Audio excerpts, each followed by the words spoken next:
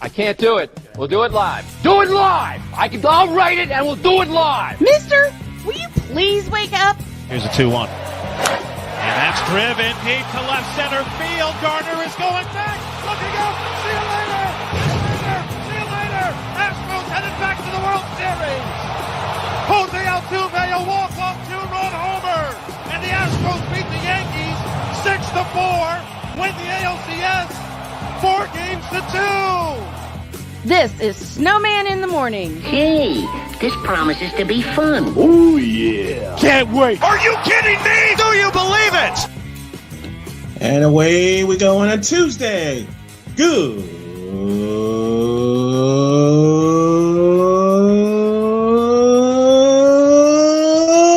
morning. Welcome everyone to the Tuesday edition of Snowman in the Morning, wherever you may be watching or listening, whether it's on BS3 TV, the SDM Sports Network, Real Wise Radio, and other audio outlets in the region, across the nation, and yes, around the world. Good morning, everybody. Snowman's here with you. Cole Johnson will come by in just a second. We got a lot to get to today. The Warriors are now, as I fumble with this light here next to me, the Warriors are now up 3-2 in the NBA World Championship Series, and they stand one victory away, although they're going to have to do it on the road. They've done it on the road twice before. Those times were, of course, in Cleveland. Never mind. But they have to go to Boston, where they have split the first two games so far in the NBA World Championship Series. As I wait for Cole Johnson to join me, and we show love to any and everyone that hops into the chat with us. And Ryan McCarthy says, good morning, Snowman, and good morning to everyone watching and listening. Happy Tuesday. Yes, indeed. It is indeed a happy Tuesday. It's a Taco Tuesday. It's the Taco Tuesday edition of Snowman in the Morning, and I'm very, very honored to have y'all with us. And I pushed the wrong button again. I hate pushing the wrong buttons, but we are set to go. We have Hygh coming at 8:30, and comedian Jeff Dwoskin, good friend of mine, coming along at 10:30. So, and Sick Diggy in the chat says, good morning, everybody. Good morning to you, Sick, and thank you for joining us as always. If you want to be part of the throng, then you can, all you have to do is log on to YouTube and hit Snowman in the Morning 50, youtube.com/Snowman in the Morning 50, Snowman in the Morning 50. And that's how you can come along for the ride on this daily 4-hour spectacular. And man, I tell you what, I am so excited to be back in the chair. I'm not in the main chair yet. Per my wife's orders, I have to make sure everything is safe and make sure everything is good with me. I still have, we still got a lot to get to. So what we're going to get to today is the whip around. We'll get to that in a few minutes. Prisoner of the moment as we review Game 5 of the NBA Finals, and people are saying Andrew Wiggins is now the MVP. Hygh will be one of our guests this morning. As mentioned, Chris Paul, the main reason why the Suns did not become NBA champs in 2022. He's the main reason. I got a lot more. Cole Johnson peruses social media, and of course it's with the Cowboys. Dak Prescott has so many haters. When the haters coming at you, but when you don't but you don't care because you're a future Hall of Famer. And his note to me was, I wish I was making this crap up. You know what's bad? I know you're not making it up. That's why I'm laughing. That's exactly why I'm laughing. I know you're not making this up. There's no way you can make this up, especially with especially with how Cowboy fans are. I mean that from the heart. Cowboy fans are crazy. And I'm being totally serious. They are nuts. They are nutty cuckoo, as my wife would say best. Getting a few electronic things together. Stand by with me. But man, why? Why? That's all I need to know. Cole Johnson now joins me. Good morning, Cole. How are you, my friend? Doing good. How are you? I'm good, man. I'm good. Drew Willingham with us. Good morning, Snowman. Thanks again for joining my show last night. Absolutely crushing In and Out Sports Debate episode 16. Thank you, Drew. Sick Diggy says Taco Tuesdays. That's odd. Up here, it's tacos on Fridays. Don't ask me. I still don't understand it. He said, good morning and happy Tuesday to Ryan McCarthy. How are you doing? How are your adventures with the young intern? Boy, that's gonna be fun. All right, Cole. Yeah, I'll let you take over the EP duties as we go to the whip around. Let's do it. All right.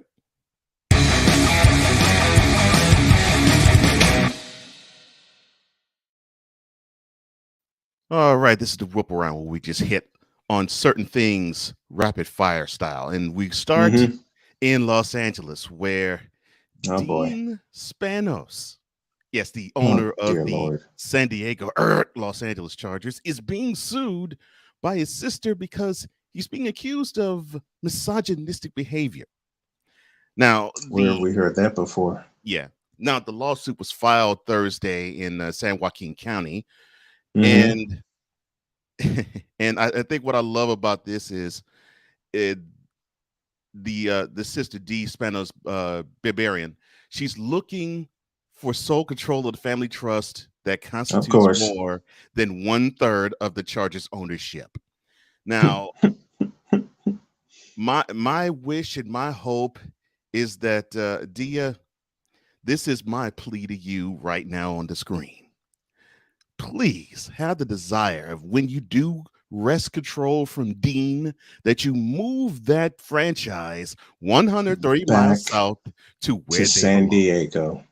Yes, because they do not belong in Los Angeles. Yes, I know they began there way back in 1959, but they don't belong in Los Angeles. What? No. I guess the stands didn't prove that to you yet. Hopefully, it will, because San Diego is waiting for their team to return. And y'all got enough money to build a new stadium. Come on.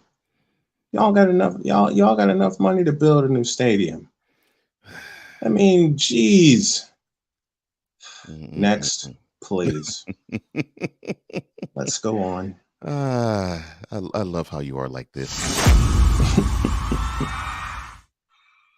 So we go from the West to the East Coast, where Lamar Jackson is back in camp. Now, I know this is not all that odd, right? I mean, well, he's in his 5th season. He's reporting in the training camp. That's what pros are supposed to do, right? Well, there's this funny thing that happens before training camp or before OTA. It's called voluntary OTAs. So this is the involuntary part. The voluntary OTAs he did not attend. So you have to understand why he did not attend that. He didn't attend it because he's now in his last year of his rookie contract. And going into this year, there is no new contract on the table. So, of course. So if he plays this year, doesn't get a contract, more than likely the Ravens will franchise him, which of course that will make his tongue a little salty, and probably the Ravens' tongue's a little salty too in doing so. Yep. Here's what adds a little more sprinkle to this dish. Oh dear. Lamar Jackson's agent is his mother.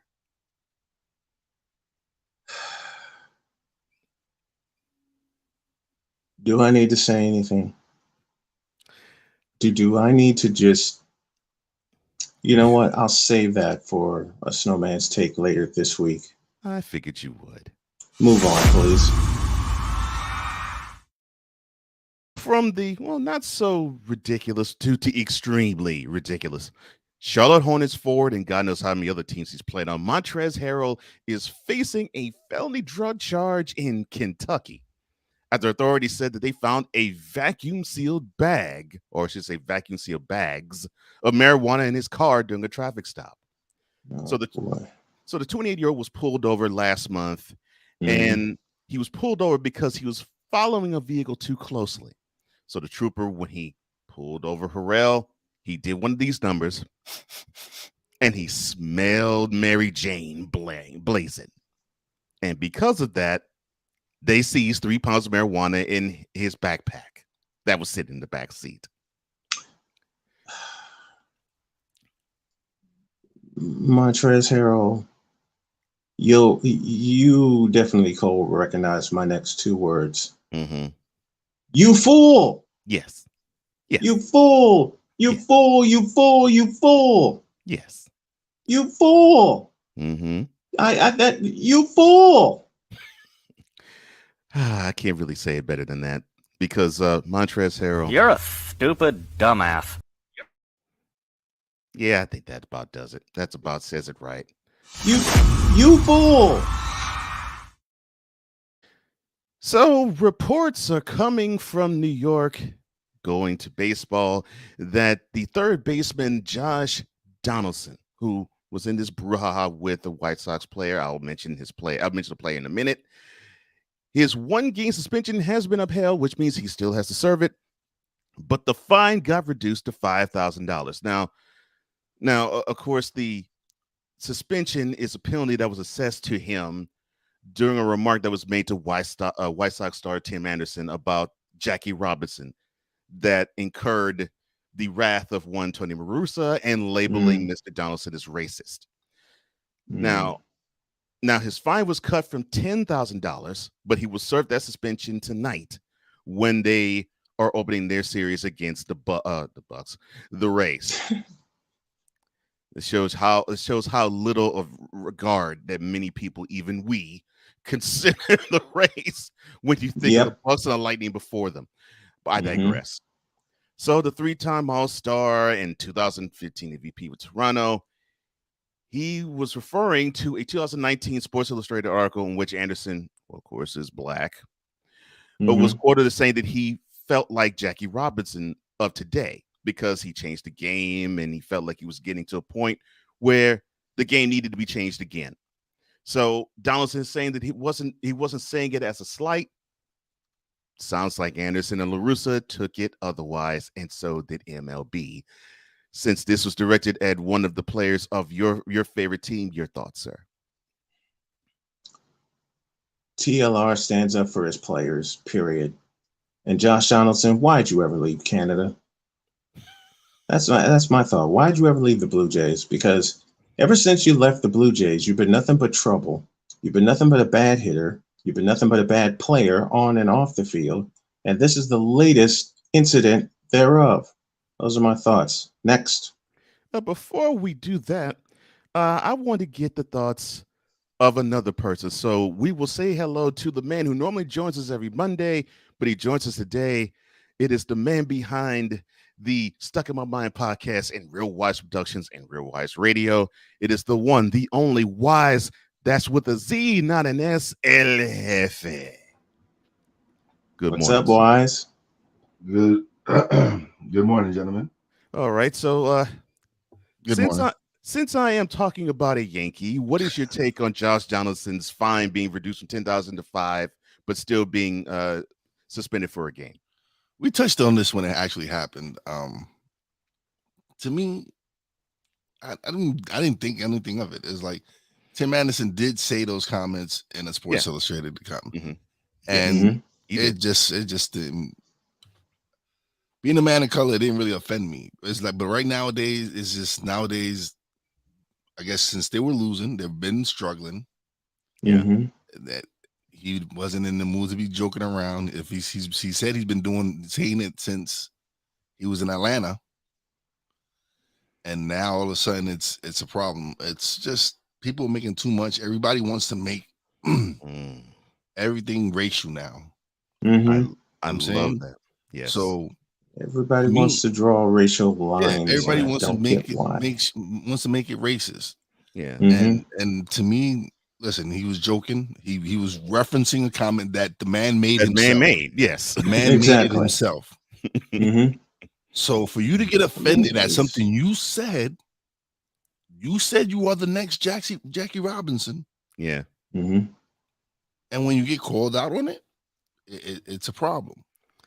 Good And call. again, we're Good stuff. oversensitive now. We're Yeah. very oversensitive on everything. Yeah. Everything is about dividing the people. And I'm just over Everything's it. about race now, and I bleep and hate it. Okay, Yeah. everybody. Yeah, It is. everybody wants to make regular things about race. And Donaldson referenced Tim Anderson and what he said, which blows up my point of Tony La Russa standing up for his players, which he does. But at the same time, Tim Anderson opened his mouth in 2019 and said what he said. Yeah, he did. He did. So I guess what we're saying is it's like what William Shakespeare said. This situation, even though Donaldson's being suspended the game and fined $5,000, is much ado about nothing. Speaking of much ado about nothing, Lakers center, but he really wants to be a power forward so bad it's not even funny. Anthony Davis has said that he has not shot a basketball in 2 months. Yes, he hasn't touched a basketball in 2 months, but this is his normal off-season routine. All right, this is how it lays out. So this is what he did last season. He revealed that this is his plan that he did last year. This is the plan he's going to do this year, and it includes 1 month of rest and recovery following the season, then a month and a half of strict weight training, nothing but weight training. And then he starts working on basketball related activities between a month and 6 weeks before training camp. And training camps normally start around mid to late September. So he would probably start between early and mid-August. Now, I repeat my 2 words. You fool. You fool, you fool, you fool. Gentlemen. LeBron James, I'll say a statement that I'll say tomorrow. LeBron James ruins players. He doesn't enhance players. I mean, he changed lives, right? That's right. He changed lives. Yes. Oh, Wise. Hold on. Wait, go ahead, Wise. Hold on. What you got to say? LBJ ain't got nothing to do with this. This man, yes, he does. No. This man has been doing this routine for how long now? And it has not worked out for him because every year he's hurt. So maybe he's not played 82 games yet. You might consider altering something because obviously your routine. You might consider water. You might consider water aerobics. Something you got to consider something because, dude, you stay hurt. So if your first month, I get it. You want to take a month off after the season. Yeah. But he hadn't touched the ball since April 5th. Yeah. You fool. I think he hasn't touched the ball longer than that because he hasn't played in a while. You didn't play before then, right? You fool, you fool, you fool, you fool, you fool, you fool. I thought you. I'm sorry, you fool, you fool. Next, please. I thought you enjoyed it. And in fact, I thought you enjoyed it so much that actually ends this installment of today's Whip Around.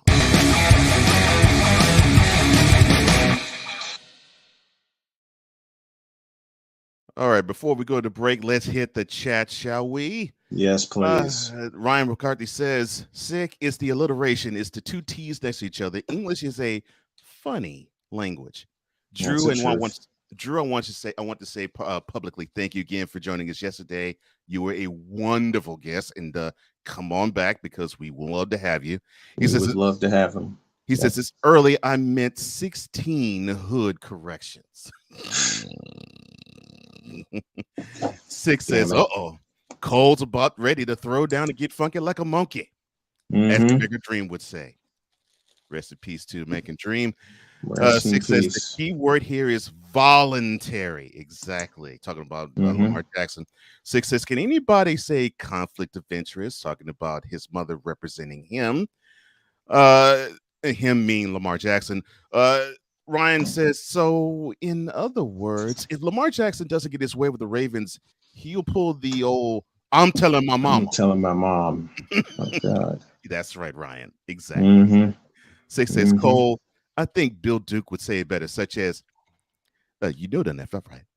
You know you right. Yes, he would. He'd Oh, do that the in a heartbeat. ego and the arrogance. Yes, I know. Mhm. Six, everybody wants to make us think about nothing. Yeah, and I thought the moment I saw that with Tim Anderson, I thought the same thing. Mhm. Brian says it's all about the clicks and the likes. Got to get the dopamine hit. Whew. Drop that mic, Ryan. Mhm. Six says, man, it is called clickbait for real. And unfortunately, I work in the business where, I get schooled on how not to be clickbaity. Mhm. Charles Reinhardt, Charles, welcome to the fam, sir. What's He up, says, Charles? the need to change the Strowman workout. Yes, AD does need to Mhm. change that Strowman workout.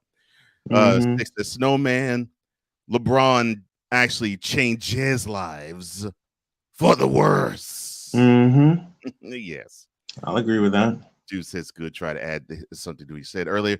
He says, thanks again, fellas. Sounds like a plan. Yes, it does. Yes, it does. And Six says, good morning to you, Drew. Well, see, we got the fam here. We have Wise here. We have Brian here. Now, if you want to be a part of how they all get down and comment, all you have to do is go to youtube.com. youtube.com/C/Snowman in the morning 50. That's Snowman in the morning 50. That's Snowman in the morning 50. You do that and you'll be amongst the SITM fan. And while you're there, hit that subscribe button, hit the notification bell, and you can get any and all content that will premiere on this channel. And of course, we will say hello to the folks at the BS3 Network on Roku TV. Thank you, guys. Mhm. Thank And you. of course, we also have to thank Wise himself because we're on Real Wise Radio 2 and every affiliate that we are on who is listening to us. So we will take a break now. And when we come back, Game 5 of the NBA Finals, we'll review that. We'll peel it back layer by layer. And oh, yes, there are more prisoner of the moment takes. Oh, boy. You have to wait to hear this. Oh, boy. Back and forth. This is Snowman in the Morning with Cole Johnson, along with Wise El Jefe. Be right back.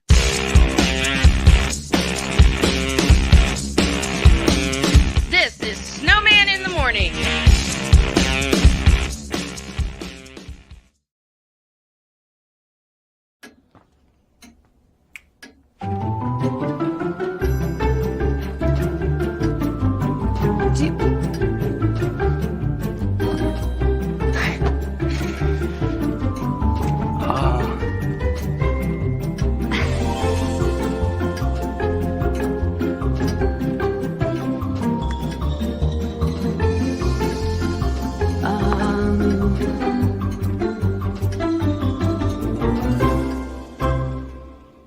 Listen, you're my friend. I noticed you haven't really been yourself recently. Yeah, I feel like something's up. How are you?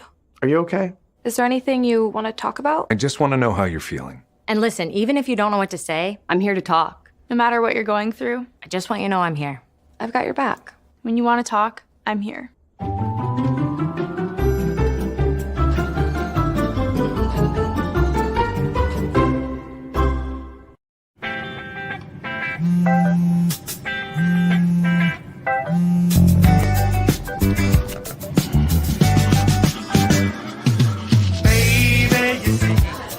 You're so right for me, and I'm right for you. I love the things you do, like sweet tasting wine. Your lips are so divine. Your loving turns me on. My lonely days are gone. That's why I'm never gonna let you go.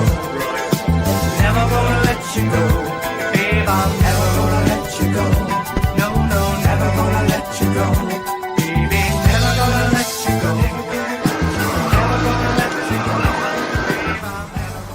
Here you go. Thank you. Thank you.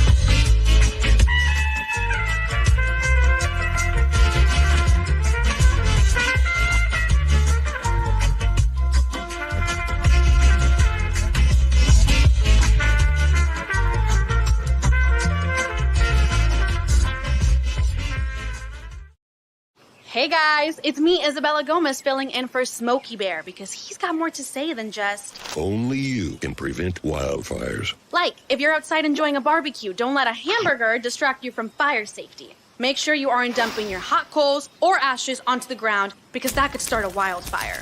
So take wildfire prevention seriously and let's save the world one day at a time. Juntos con Smokey Bear, podemos hacerlo. Go to smokeybear.com to learn more about wildfire prevention. Mister, how do you operate this Twitter thing or this Instagram thing or whatever the heck? You're supposed to know all this stuff. Anyway, welcome back to the show. Well, Miss, which of course is the better half of Snowman, you can reach us at official SITM. That's official SITM. That is how you operate that Instagram thing or that Twitter thing. Back at it with you on the first hour of Snowman in the Morning with Cole Johnson. I'm Cole. Brian's with me, so is Wise.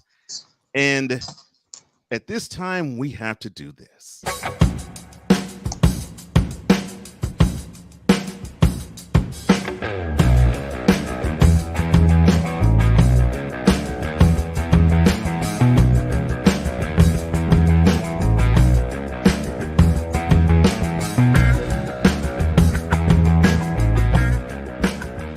The 100 Days of Carolina campaign has been reset, and it has been renewed with a different and a stronger purpose. And with more on that, I will turn it over to my partner, Brian. Thank you. Yeah, I rebooted 100 Days of Carolina because yesterday, the 12th, or the Sunday, the 12th was the anniversary of my dad's passing. Lost him in 2007. And I just figured that would be a good day to reset it. That would be a good day to honor Pops and his work ethic and everything that he meant to me. And I mean that. Everything that he meant to me. And it just gave me a reason why to reset everything, because the first 13 days or 12 days, as far as fundraising go, we didn't get much. But I wanted to reboot it and get going and get started with everything again. So what I'm going to be doing is like daily fundraisers here on the YouTube channel, where I just talk. I just get things off my chest about everything that happened and look for donations that way. And I'm also teaming up with Charles Faulkner once or twice a week to get more donations that way because he has a bigger reach. But yeah, that's how I'm going to get everything. That's how we're going to get everything done. You see the scroll at the bottom of the screen. There's Patreon, there's PayPal. I got a new patron yesterday in Stacy Purcell. Thank you very much. Got one Saturday in Beth Harold. Thank you very much for that. But yeah, the goal, $60,000. And that's to cover every contingency plan out there. There's opportunity in the Triad, which is where we're going to move to. And we're trying to take advantage of this opportunity. And that is the update on 100 Days to Carolina.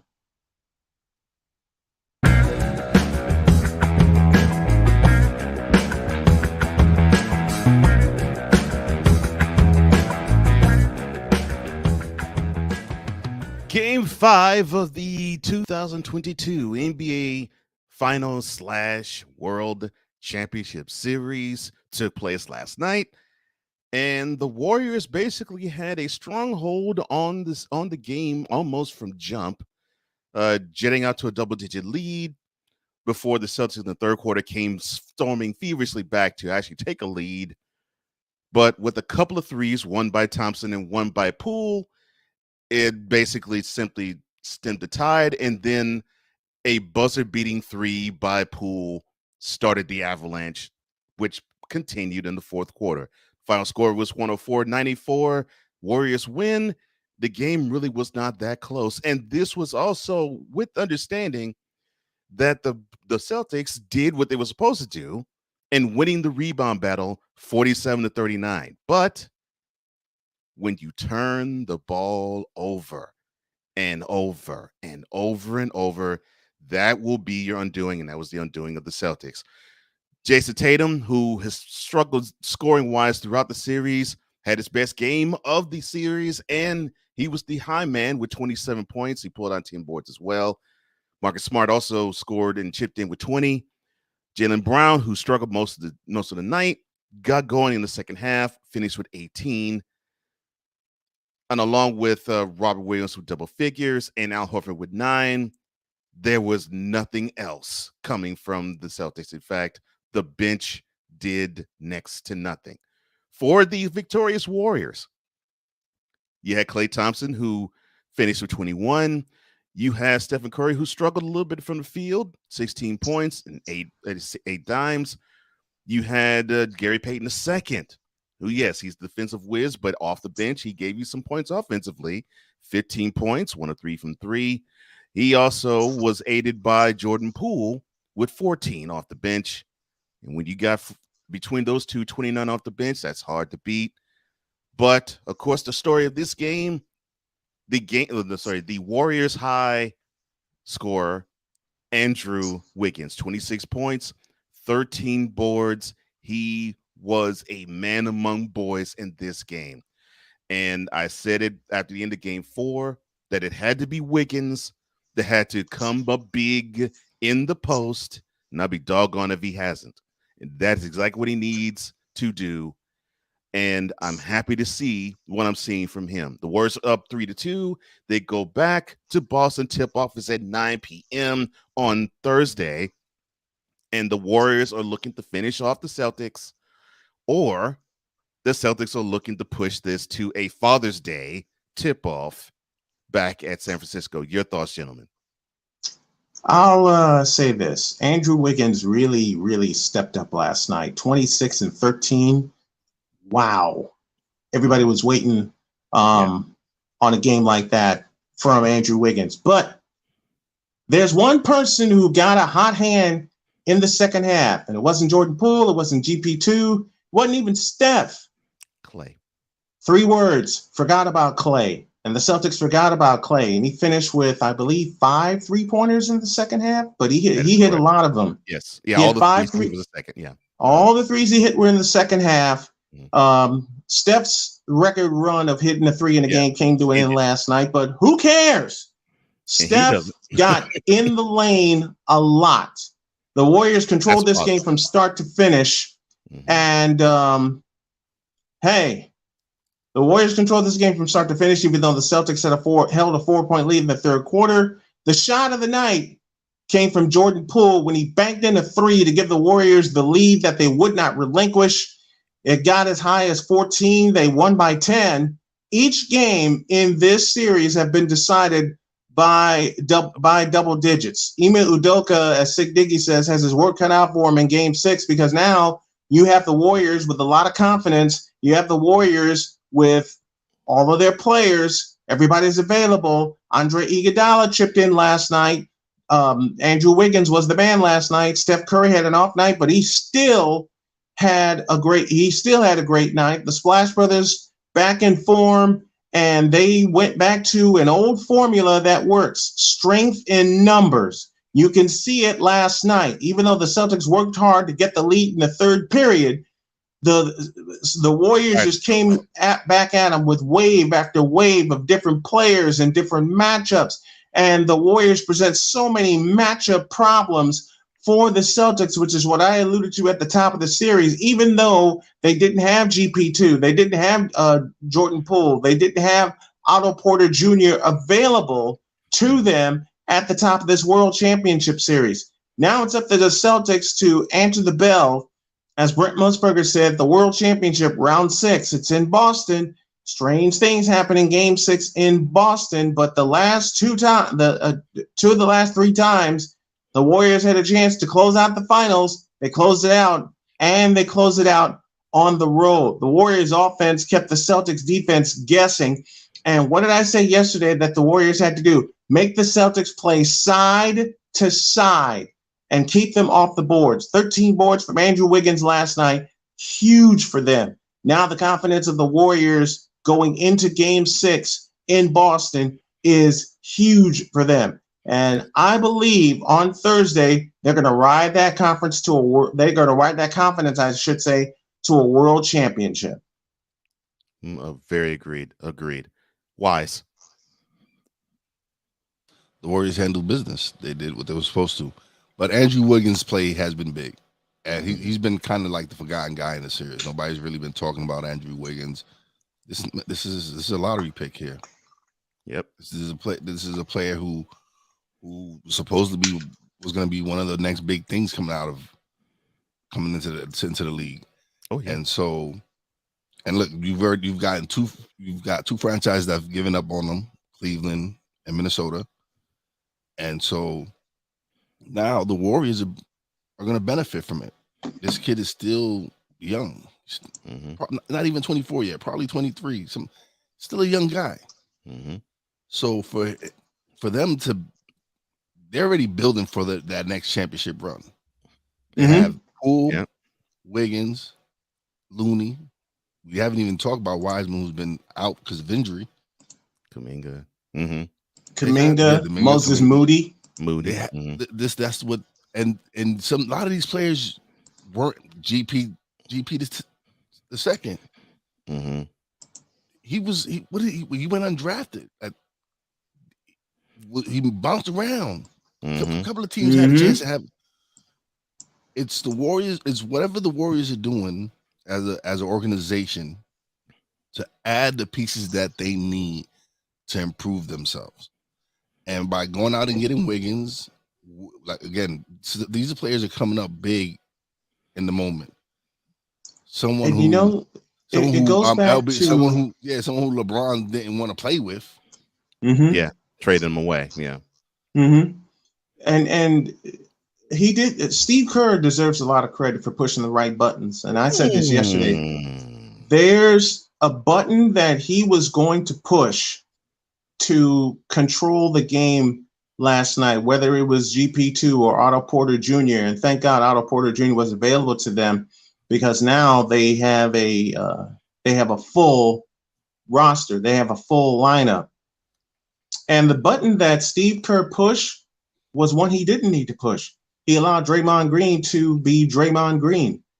And Draymond Green was dropping dimes last night, but the key was Draymond Green played under control. He wasn't trying too hard. He wasn't getting unnecessary fouls. He played within the Warrior offense, and he got them going early, whether it was dishing the ball off or taking the ball to the basket, getting Steph involved, Clay involved, Poole, GP2. He got everybody involved, and that is the key for Draymond to play under control. Now you have that. Now you have Kevon Looney, who saw some key minutes last night and kept Al Horford off the boards. Now you have the Warriors, and this is the scariest part. And I mentioned this throughout the course of the playoffs because the Warriors played shorthanded in every series until now. The Warriors are at full strength. Clay back from injury, GP2 back, Otto Porter Jr., Jordan Poole, because remember they didn't have Poole for part of the playoffs. I think it was the part of the Dallas series, and didn't have him for part of the World Championship series.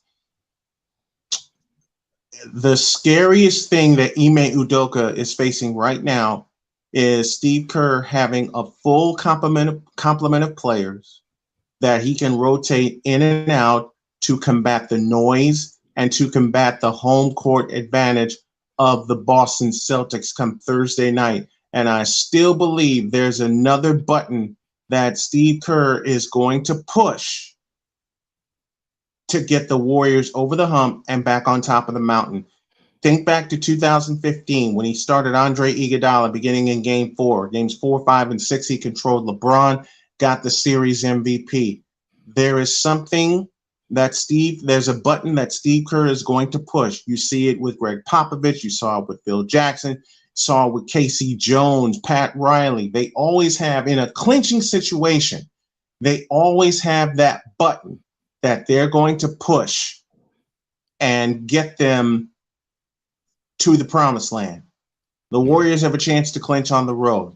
The last 2 times they had an opportunity to clinch, 2015, 2017, they got it done in Cleveland. This is going to be a tougher challenge for them, but with a full complement of players and Steve Kerr presenting matchup problems with his full complement of players, I think the Warriors are going to get it done Thursday night. And actually, they clinched at home in 2017. 2018 is when they clinched on 18. Thank you. Because 2017, they mashed Cleveland at Oracle Arena. So you see two of the names that you mentioned on that they know how to press the buttons, Phil Jackson and Greg Popovich. Right? Yep. Where does Steve Kerr come from? Yeah, it comes that from coaching both. tree. He comes from that Popovich coaching tree. and was coached by one. Was coached by both, and was coached by both, and learned how to coach by both. Yes. So he sure did. This is a man we're talking about who has learned from 2 of the greatest head coaches in NBA history. Yeah. And Steve Kerr has a championship win. Steve Kerr has a championship winning shot with Phil Jackson in 1997, and then 6 years later with Popovich.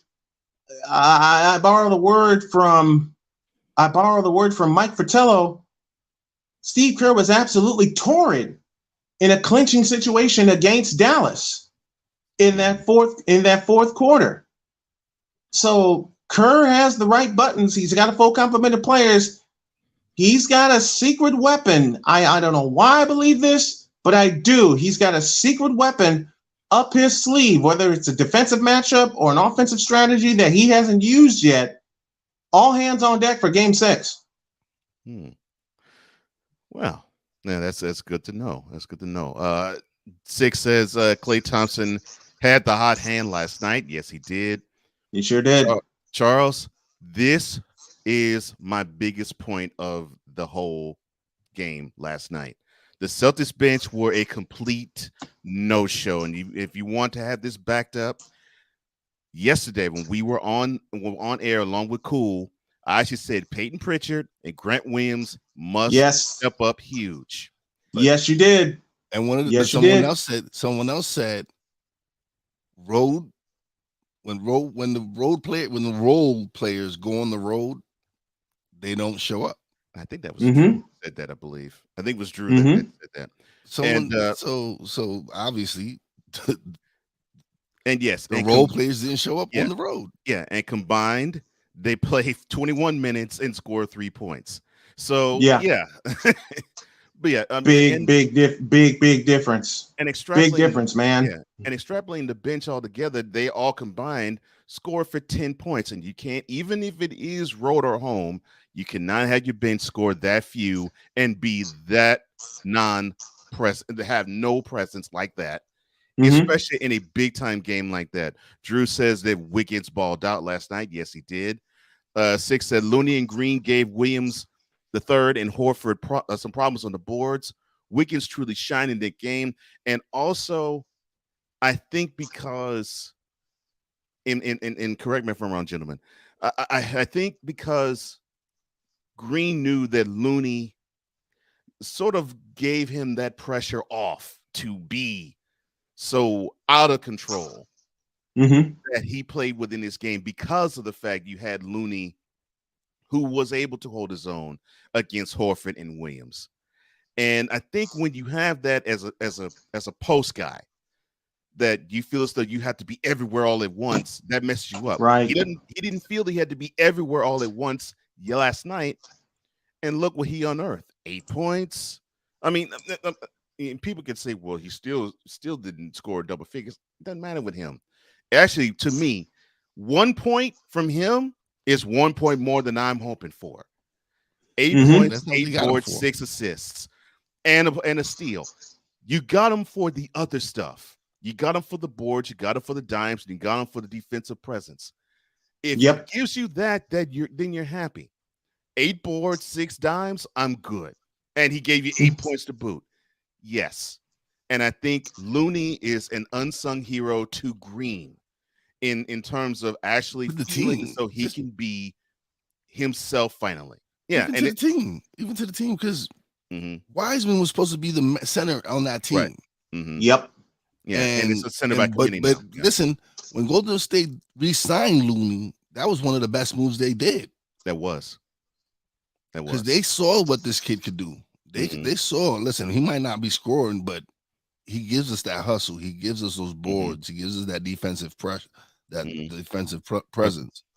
Basically, he gives the Warriors what Robert Williams III gives the Celtics. Yeah, that's exactly what Wiseman's supposed to give them, at least for now. 6 says Ime Udoka has worked out for him in Game 6. Here's the funny thing about that.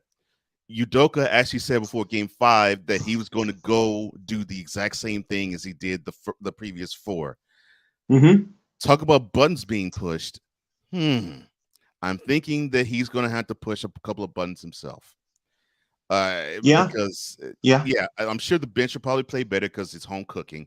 And I'm sure, and I'm actually sure that probably you have a sense of desperation, and that will drum up probably some more stuff, especially from a player like Tatum, and maybe Tatum will Brown. go off. I feel Tatum's going I to. think Tatum will go off like he did 2 series before when he went for 46 in Game 6 in Milwaukee. I do think that's going to happen. Now, do I think it's going to be a win? That's a different story, and we'll talk about that Thursday. 6 says the Warriors refuse to lose at home. That's how they normally are. So what we saw in Game 1 was an anomaly because it was strange to see them have no fight in a quarter at home. Exactly, especially the money period. Yeah, when they're up a dozen going into the money period, into the fourth, and then they just simply was flat. It was really inexcusable on them. But they corrected their course, and look at them now. They're 1 game away from hoisting their 4th trophy in 6 years. 6 says the Warriors kept the Celtics defense guessing. Like I've always said, the Warriors on offense want a opposing defense to do the cha-cha. They want them to think, okay, we got to guard against the backdoor pick, side to side, and then they bomb away from 3. Then you have to go to the perimeter, and then the backdoor cuts come again. So when they have their defense going exactly backwards, forwards, and side to side, that is when these Warriors are at their best, and we saw that last night. It's like you said, it's death by 1,000 backdoor cuts. It is, because that's really the key to the Warriors' success. They want you to think they're bombing away, but they want to just simply kill you with easy bucket. They want to slice you to pieces on the inside. Drew says Clay's getting traded this offseason. Your thoughts? Nope. No, he's not. He's too important. He's absolutely too important to the Warriors' success now and in the future. Clay's not going anywhere. And if you think that he's going somewhere after Game 5, Game 6 is coming up, and we know the legend of Game 6 Clay. And I will talk about that also on Thursday. 6 says, Drew, what makes you say that about Clay probably being traded this offseason? He also says, we'll talk Thursday. We'll talk Thursday about that. Yeah, 6 says Ime Udoka's going to need an oil rig for his team to dig deep in Game 6. I agree. Agreed. Drew says, be surprised. Charles says that the Celtics are going to go home and push this to a Game 7 because he feels they're not. Thursday they'll win Game 6. Ryan says, better clutch shooter in the NBA playoffs history, Robert Horry or Steve Kerr. I love Steve Kerr. Robert Horry. Well, I love Steve Kerr, but I had to go to Big Shot Rob. Yeah. I love Steve Kerr, but I do too. I gotta go to Big Shot Rob, man. I'll just say Kerr is money, but Horry just hit more of them. That's what all I gotta say is Horry with the Spurs against Detroit in 2005. Hubie Brown said it best because he was working with Al Michaels on the ABC telecast. And I'm going to talk sports broadcasting in a Snowman's take, and I want to do it later today if we have time. Okay. All right. Well, again, Robert Horry was inbounding the ball. He bounced it into Ginobili, and nobody looked at Horry coming back. Yeah. And to me, considering that happened against the Pistons, who at that time they were probably the best communicative defense in the entire NBA, and that flaw happened. That is what was eye-opening for me. The folks at the BS3 Network, they say hello to Wise and Snowman and myself. I also say hello to the chat. We say the same thing. 6 says hello to you as well, BS3. And 6 says 1, 2, cha cha cha, cha, cha. 1, 2, cha cha cha, side to side, side to side. I'm telling you, I've seen this. Unfortunately, my team's the Rockets. It's a movie you've seen before. I've seen them play this 4 times in the playoff series. That is how they make a defense just simply go out of sorts. They just that's how they wear you, and that's how they wear you down. And they wear you down. They wear you down, and then you think, okay, they're all about offense, and they pummel you on defense too. So that's what makes this even funnier. That I'm seeing this is like, wow, they're doing the same to the other teams that I've seen them do to the Rockets 4 playoff series because. But that's what they always been done. Wow. That's what they do to everybody. Yeah, it hasn't changed. No, it hasn't this changed. Is what they do to everyone. 7 years, it's not changed. Yep. Nope. And Charles, and it won't change. And it won't change. And it won't change. It won't change. And Charles said, forget about this. He says, Steve Kerr's lineup changes are golden, no pun intended. And this is I saved this comment for this reason. You know, I will go through this quickly. You know, I was so appalled at seeing so many people have all of these prisoner of the moment takes, and not yours there being the take that is prisoner of the moment, Charles. The opposite of that being it. People after game 3 saying Udoka is woefully outcoaching Steve Kerr. I remember that. I want people to look at that and see how it's transpired since then. Will you think the same thing now?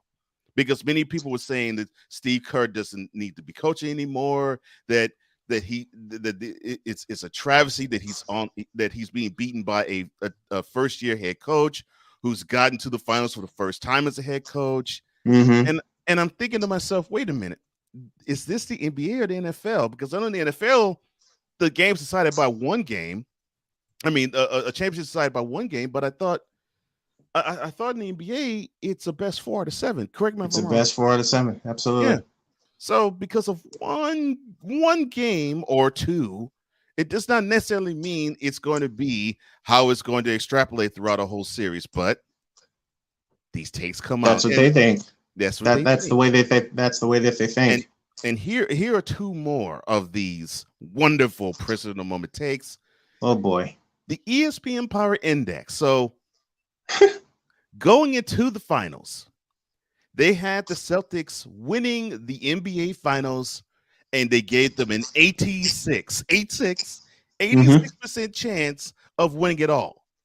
And then after that spectacular performance by Stephen Curry, going for 43, 10, and 4 in the Garden, or at least in the TD Garden,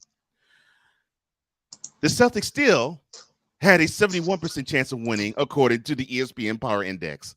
So, oh God. Now that they are down 3-2 and they're going to Boston, so I guess the Celtics now have what, a 65% chance of winning?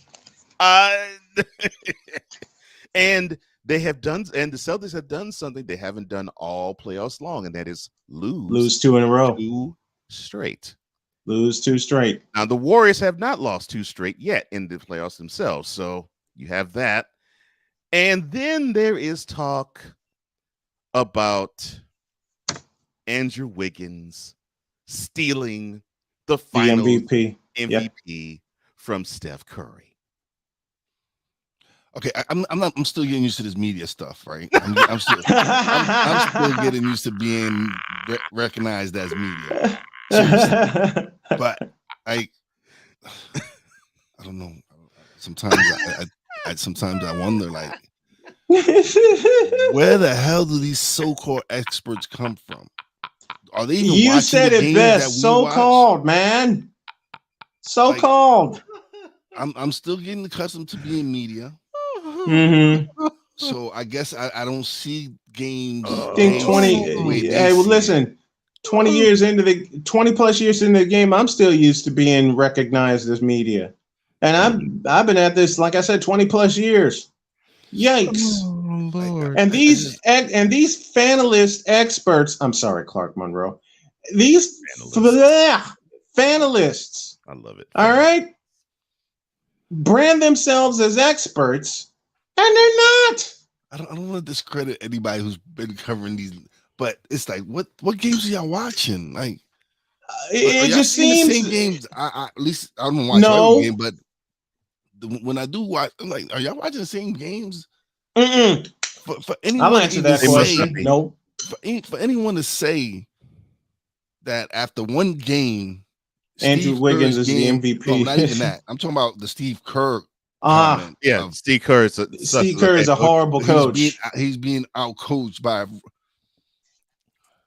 like you said, Cole. This is not the NFL where one game decides it all. Right. This is a 7-game series. Mm-hmm. One game. Listen, the coach can coach. The players got to perform. Okay. And for 2 games, games 1 and 3, the Warriors didn't perform. Period. Right. And Steve, and I get it. Steve Kerr's the coach, and the coach is always going to be the first one to fall on the blade. Of course. Of course. So, but for these so-called experts, because I don't consider myself an expert. I'm just a sports fan. We're just fans that put a show together, and we're giving our takes on it. I've been a sports journalist for 20 plus years. Cole's been at it a while, and yet we're still stunned, surprised at these stupid, absolutely idiotic, stupid takes. Yeah, and it's stupid. And obviously they don't learn from history. They really don't. They don't, because I remember when ESPN was. Oh dear. Before they got Disney, when they actually got good. Before they got in bed with the mouse. Yes. I remember when they were the rebels of the game. Yes. When they were and everybody yeah. So now it's like So now it's just I barely watch ESPN now. To me is not what it was. It really is. It's more political. Yeah. It's stupid and it's political. No longer fun and entertaining to me like it was. Yeah. We're 120 seconds before the top of the hour. We're going to do there's a couple more comments, Cole. Yeah. I think. Yeah, there are. Because I want to actually say one thing and then finish this off. This is the thing that I am seeing, is as if the media, and unfortunately I am a professional. Well, yeah, I'm a professional member of it, but in this regard, I know how not to be in terms of how to think it this way. It seems like the professional media is taking after how the fans are. It's as if they want to have the same Johnny-come-lately takes and these Johnny-come-lately emotions tied into their analysis, and it's just ridiculous how that's the case. It falls right in line with not basically just saying, well, Curry had one bad game, so that means he doesn't deserve MVP if for his win, and Udoka's out coaching Kerr after only one game or after game 3, because 2 of those 3 games the Celtics actually outplayed the Warriors. So now if the series, okay, so say Wiggins has great games the next 2 games and that it goes to 7 and the Warriors do win. Say he's the top scorer and he exploded the last 2 games and they win in 7. Then do you consider him for MVP? He'll be considered He'll be considered definitely if I wouldn't give it to him now. If Curry showed up one game. If Curry has a similar types of games, which I don't think he will, that he did last night, he's gonna go off. 7, then yes, I would say that Wiggins will probably win if Wiggins continues to play the way he's playing. Yes. I just believe that that's all. Well, that's what it matters. That's what people can say whatever they want. It's their opinion, whatever. But listen, it's not over yet. Listen. It's like what y'all said. We could still be talking about a game 7 back in San Francisco Sunday. So yeah, this series isn't over yet. No, but the Warriors do have the advantage. Let's get to the comments before our reset. All right. Matter of fact, let's get to the comments and then let's take a break and then we'll reset because I got a good reason, and Wise, you'll love this. Where is it? This is empty. Oh Lord. Coffee. You need your coffee's empty. Okay. I've been up since like time for a refill. You're absolutely right. You think it's time for a refill. Oh, Lord. I gotta go downstairs. I gotta go downstairs and get a refill of coffee. And I probably won't be back in time after the break, but I will I will get back here. No problem, Charles. And I'm loving your comments, brother. He says yes, teams undefeated after coming off game 5 losses. True. It's true. And I think the Celtics will be motivated because they've been in this spot twice. I think the last team that won, I think the last time a game 5 was won and the team that was defeated did not come back. I'll have to do I'll have to have somebody research this, but I want to say it was 1985 when the Lakers beat the Celtics in game 5 at the Forum, and then they went and won game 6 in the Garden, in the Garden. I believe that to be the case. I am not certain, but yeah, teams lately have been undefeated after game 5 loss. I think the last time it happened, I want to say it was 1985. Okay. 6 says, has it occurred to anybody that some of these trolls just want to certify? Here's the problem. Trolls. These trolls wear suits and they have cameras that are cost $1 million. Stephen A. Smith. Yeah, so it's Skip not Bayless. It's not just the gangster. Shannon bleeping Sharp. Yeah, it's not just the gangster tweeters. Max Kellerman. Do I need to go all the way there? Oh, we'll do it after the break break of the reset. That's right. 6 says Snowman. Given that most of these are from my generation and younger, I'm not surprised. Nor am I. I'm not either, and I know Wise isn't either. Ryan says ESPN isn't what it used to be. I actually allowed my ESPN Plus to lapse. I couldn't take the politics anymore, which sucks because the CFL just started and I love watching those games. I do too. Same. I'm a CFL fan. He says good choice on having the ESPN Plus lapse, Ryan. Yeah, I'm gonna have mine lapse too. The only time I may get it back is, God willing, I get my games with UNCG, and I got an update on that. When you get it. Thank you. Thank you. Cool. Let's when you get it, you already got it. Because what I want to set, but because got it, brother. So thank you. Because what I want to set up is, even if we don't make the goal, is I want to set up an office. We're gonna make the goal. This mindset of yours got to shift. It's got to go. You're right. You're gonna make when we make the goal. Then you make the goal, and we pack. We're not even. You know what? While I'm giving this, while I'm shifting my mindset, and I always talk about that. Let me go ahead and put something out there right now. All we're gonna drive is our new truck and SUV down to North Carolina, and we'll get everything we need there. The only thing that may come with this is our electronics and our clothes, because we're going to make the goal. We're going to exceed the goal. That's what let's say that was besides we'll exceed the goal. But by the target date is my birthday, July 21st. The long target date is August 1st. But we're not only going to make the goal, we're going to exceed the goal. I love hearing. All right. Let's go to break because I got to get some coffee. Yeah, I know it's time to go. And this concludes Prisoner of the Moment. And Ryan says coffee refill. So what's happening is while these two gentlemen drink coffee, I don't do the stuff. But since they will get that, they'll probably drink enough for me. When we come back, we'll talk about Chris Paul and why he may be a thorn in the side to any playoff team. This is now beginning hour number 2 of Snowman in the Morning with Cole Johnson with Wise Elefe Brian Snow, I'm Cole Johnson. We'll be right back. Get your coffee, guys.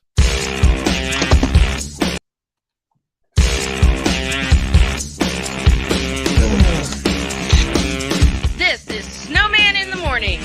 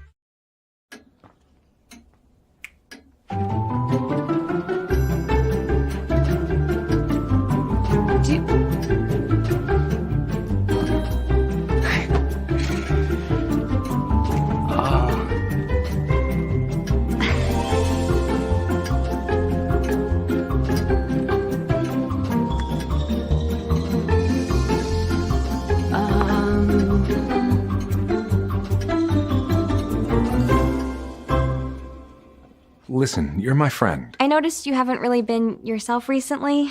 Yeah, I feel like something's up. How are you? Are you okay? Is there anything you want to talk about? I just want to know how you're feeling. And listen, even if you don't know what to say, I'm here to talk. No matter what you're going through, I just want you to know I'm here. I've got your back. when you want to talk, I'm here.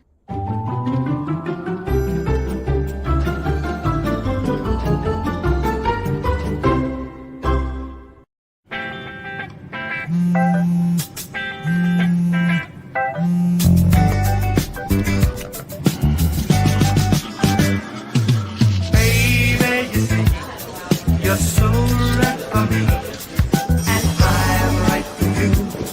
I love the things you do, like sweet tasting wine. Your lips are so divine. Your loving turns me on. My lonely days are gone. That's why I'm never gonna let you go. Never gonna let you go, babe. I'm never gonna let you go. No, no, never gonna let you go.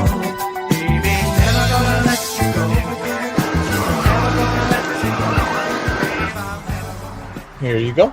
Thank you. Thank you.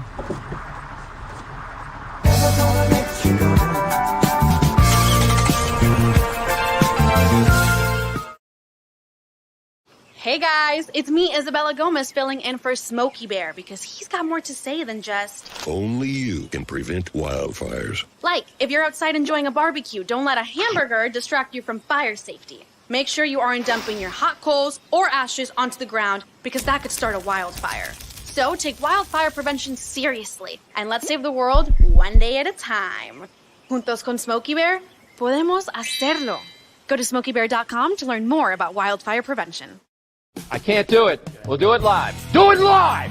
I'll write it and we'll do it live! Mister, will you please wake up? And to give those guys a little extra weight. Roger Craig, still on his feet, still running.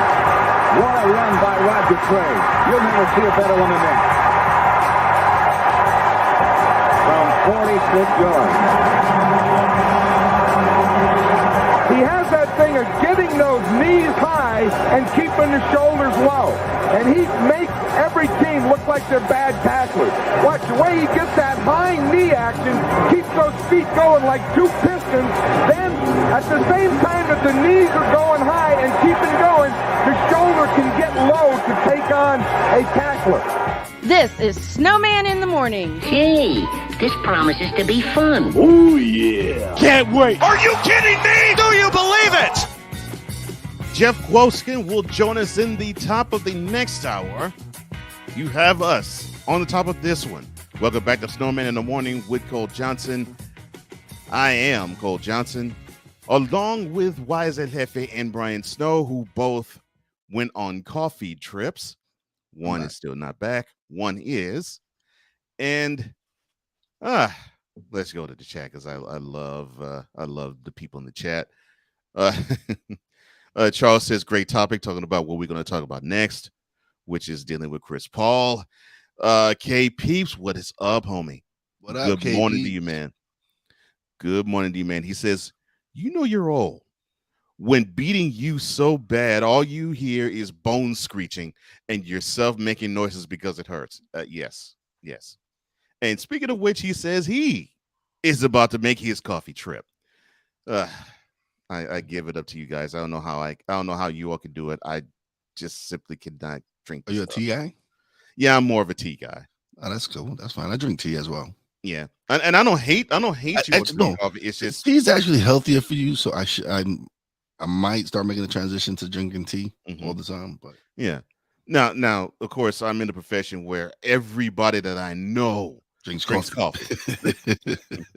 So they look at me as like, you don't drink coffee? What's wrong with you, Cole? I just don't. Now I understand that you all don't. I just don't. Six says, how does everybody take their coffee? Oh, nice question to ask these two coffee drinkers. So you see my color right now, full. you see my color and sweet. Right, so right now. And to think I start PT today and I just climbed stairs. Holy catfish. Did you need the exercise? That's good. So you like your tea with I'm gonna get off the not a lot. I'm gonna get off the coffee and try green tea instead, so I can. I'm sorry, folks. I'm out of breath because I have to climb stairs to get back and forth from the kitchen to my office, and my wife made me a promise that when we find some land down south, part of that land, I'm going to build. It's going to be one story, absolutely. And not only that, ramps are going to be involved so I can get back and forth. And I can use some of the acreage and build a studio out of a shed. Now, am I going to be physically involved in that? No, I cannot. I cannot do it. My doctors have put me on a lot of restrictions, even though I'm getting my strength back. They're like, no, you cannot be physically involved. You haven't gotten your legs back under you yet. You haven't gotten your muscle tone, and that's going to be 6 weeks worth of PT, and I know that. But I do have permission to build a studio. So while I'm revealing plans here, and I'm dreaming big, like I always say at the end of the show, I'm going to buy a big ass shed, and piece by piece, I'm going to build a functioning studio with monitors and a big fat ass computer that my daughter Sonia is going to help me build.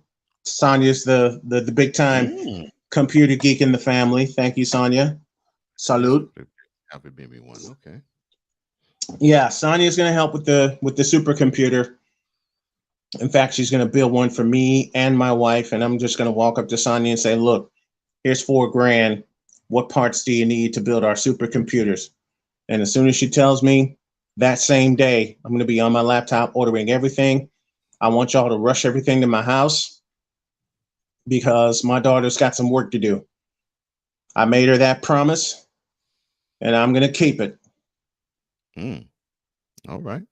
Yeah, I'm going, and then what I'm going to do is have you two come on down, as Johnny Olson would say best. I'm dreaming big. While I'm getting all my dreams out there, it's no longer a dream, brothers. It's going to become reality. Thank you. It's going to be. I'm going to email Speak both of of existence, you. brother. Thank you. I'm going to email both of you and say, look, pick up your tickets and bring your asses down to see me. I'll host you for a week. Might not get rid of us after that. Might not, but that's how that's the kind of stuff I'm on right now. Because you two, for the last 6 weeks, Cole, I asked Cole to take the chair when I went under the knife to get this cancer out of me. And by the way, to those of you who doubted, we kick cancer's ass. Me, my family, my surgery team, they're monitoring everything. I don't have to see Dr. Attila Nakib ready until August. Nice. And as soon as that visit's over, we're peeling out. I mean, if it's to the point where I got to fly back and forth to do my games at UNCG and with Mount Tabor, screw it. My friend Gary Reimer did it in his last season with the University of Northern Iowa, and so can I. There are ways, and there are ways. Yeah. Whew. Yeah. Okay. Let's get to this. Let's get to the chat. Let's get to the All chat. right. So K Peeps we were talking about coffee and tea. He says, you know what? I'm gonna try tea tomorrow. That's not a bad idea. Yeah, same here. Same here. Well, I remember I was sick. I tried green tea with some honey. Man, I loved how that. I love Magic elixir, isn't it? It is. It most certainly is. Ryan says, I currently drink mine black on my coffee, but I've also been known to put a little maple syrup to sweeten it. That's an idea. I might try That's that. an idea. I might definitely try that. You're the first. I might try that myself. You're the first person I ever heard who actually puts maple syrup in it. Okay. But pure maple syrup. It has to be pure maple syrup. Pure. You know what? You know something. Speaking of coffee, you know what I miss? I miss, and Cole, you'll know this. I miss doing the show down in Durham at Starbucks. Yeah. Or at Panera in Raleigh. I miss that. I don't have strength to do it now since we're a full 4-hour show. But I'll be damned if by football season I won't be like on location again. In fact, after Labor Day weekend is my goal to have my first spot in location. I just might drive back to that Starbucks in Durham and surprise the staff there. Let me shout them out right now, because every time they saw me come in, they had 2 big glasses of water ready for me. They had my magic tea elixir ready for me. And come in, show my Starbucks card, show my addiction Starbucks card, and off to the races we go. Back to the chats. Nice. Six says, Cole is cool. I gave up drinking tea and coffee a few years ago. Wasn't helping my anxiety. I could see how it would, how that would not help. Charles said, Snowman, you hitting those high knees, brother. Good workout. Roger Craig, baby. Roger Craig. All day long. All day long. K Peep says, I'm like El Jefe, just like my skin color. Cream and sugar and plenty of it. He also build a coffee shop while you're at it, Snow, my guy. I don't think my wife will let me, because my wife's trying to get me off the caffeine, and I'm going to let her. It's probably going to wind up being tea or water, and I have water next to me just in case. Six says, go ahead. Yeah. Go ahead. Yeah. Oh, yeah. Six says, no, man, not the stress. Can you imagine how young people are on energy drinks? You know what? I got a funny story. About an energy drink. I was visiting a friend in Indianapolis. I drove from Chicago that morning down to Indy. I had to get back that night because I had a game with Chicago State the next day, and I wanted to be sure that I got all my prep done. Friend suggested, why don't you get a Monster? Why don't you get a Monster that will help you have energy for the drive, because it's 3 hours from Indy to Chicago. That will help you on the drive back. That Monster backfired. Yeah. I had to pull over 3 times before I finally got home at like 6 in the morning. I was trying to get home by 3. No energy drinks, and soon no coffee, and just natural herbal drinks for me to get my energy back up. My wife has me on some. My wife and my doctor are keeping me on protein drinks as well.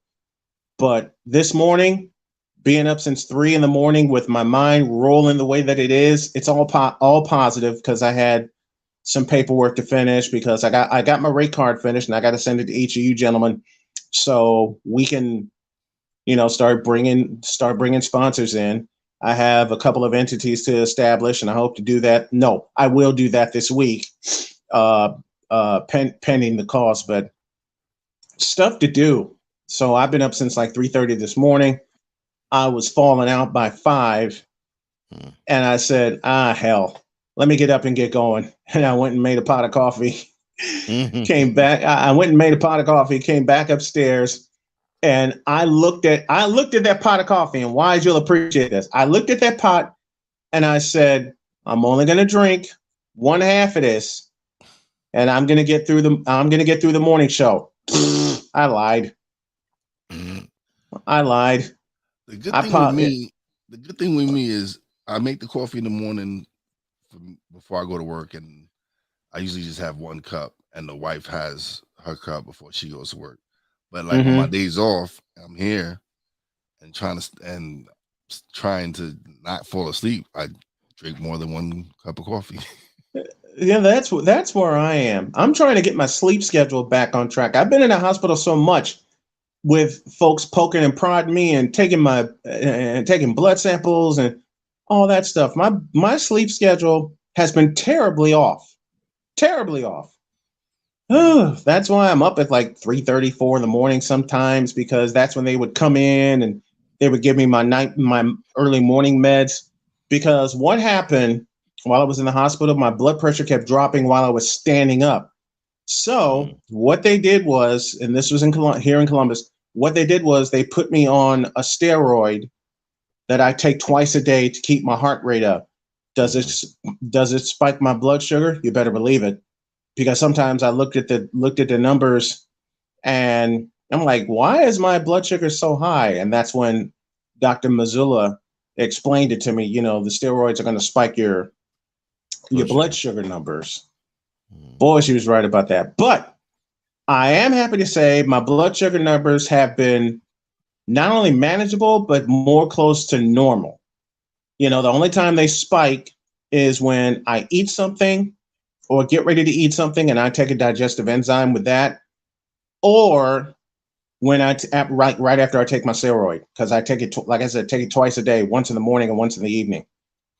But I'm here, I'm alive, I'm getting well, and I'm kicking ass.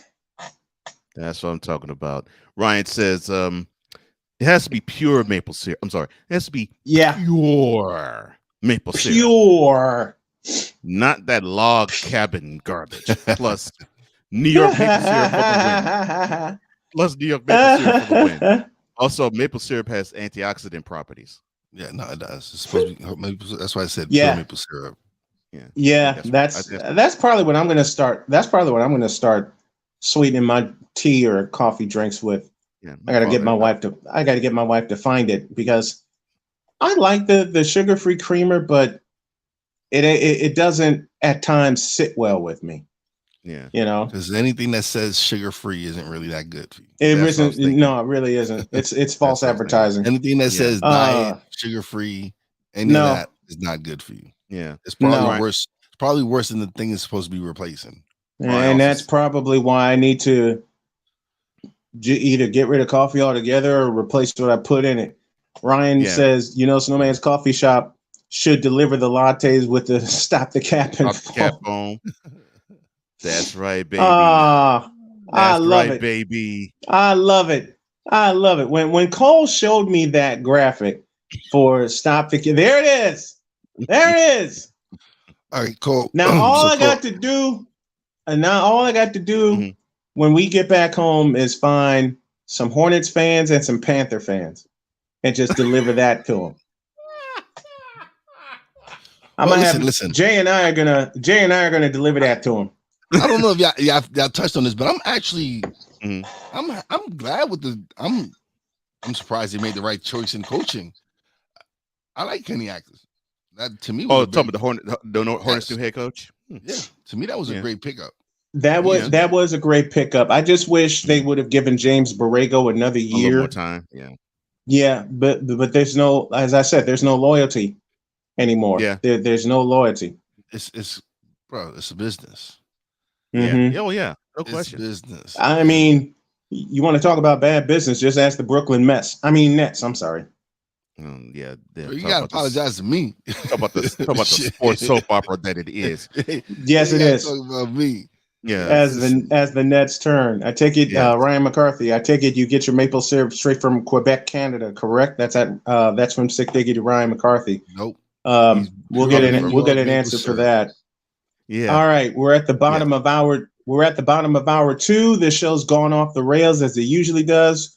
We got some more stuff for you. We're going to take a break, and when we come back, as I mentioned, we got some more stuff for you, and we may continue to be off the rails. Yeah, we have a slate, but at the same time, we talk sports and we have fun. Along with YSL Hefe and Cole Johnson, this is yours truly, the Snowman. You are listening to and watching Snowman in the Morning live via YouTube, the BS3 Network, and listening via Real Wise Radio and our flagship, the SDM Sports Network, and 24 hours a day at official sitmorn.com.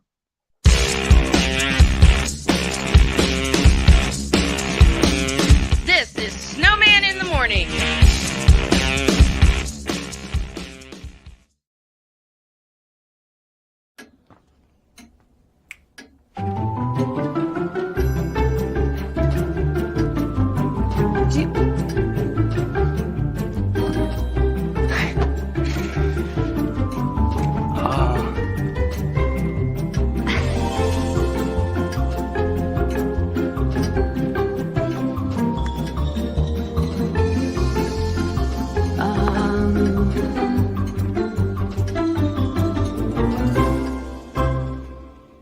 Listen, you're my friend. I noticed you haven't really been yourself recently.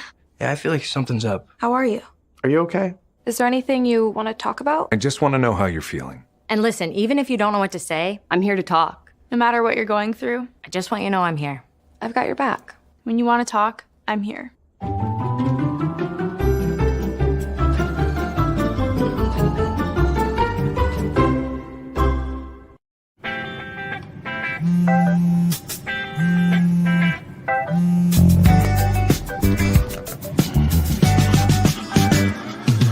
Baby, you see, you're so right for me, and I'm right for you.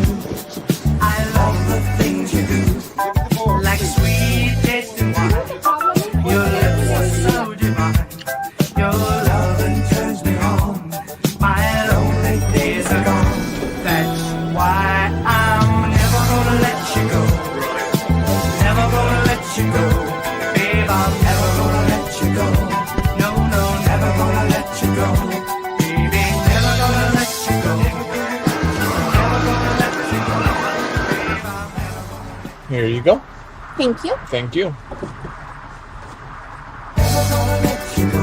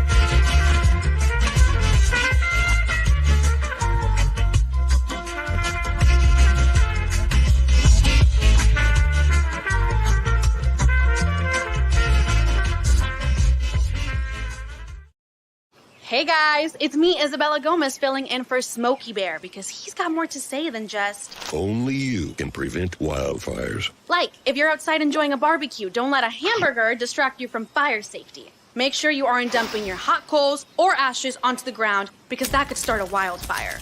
So take wildfire prevention seriously and let's save the world one day at a time. Juntos con Smokey Bear, podemos hacerlo. Go to smokeybear.com to learn more about wildfire prevention.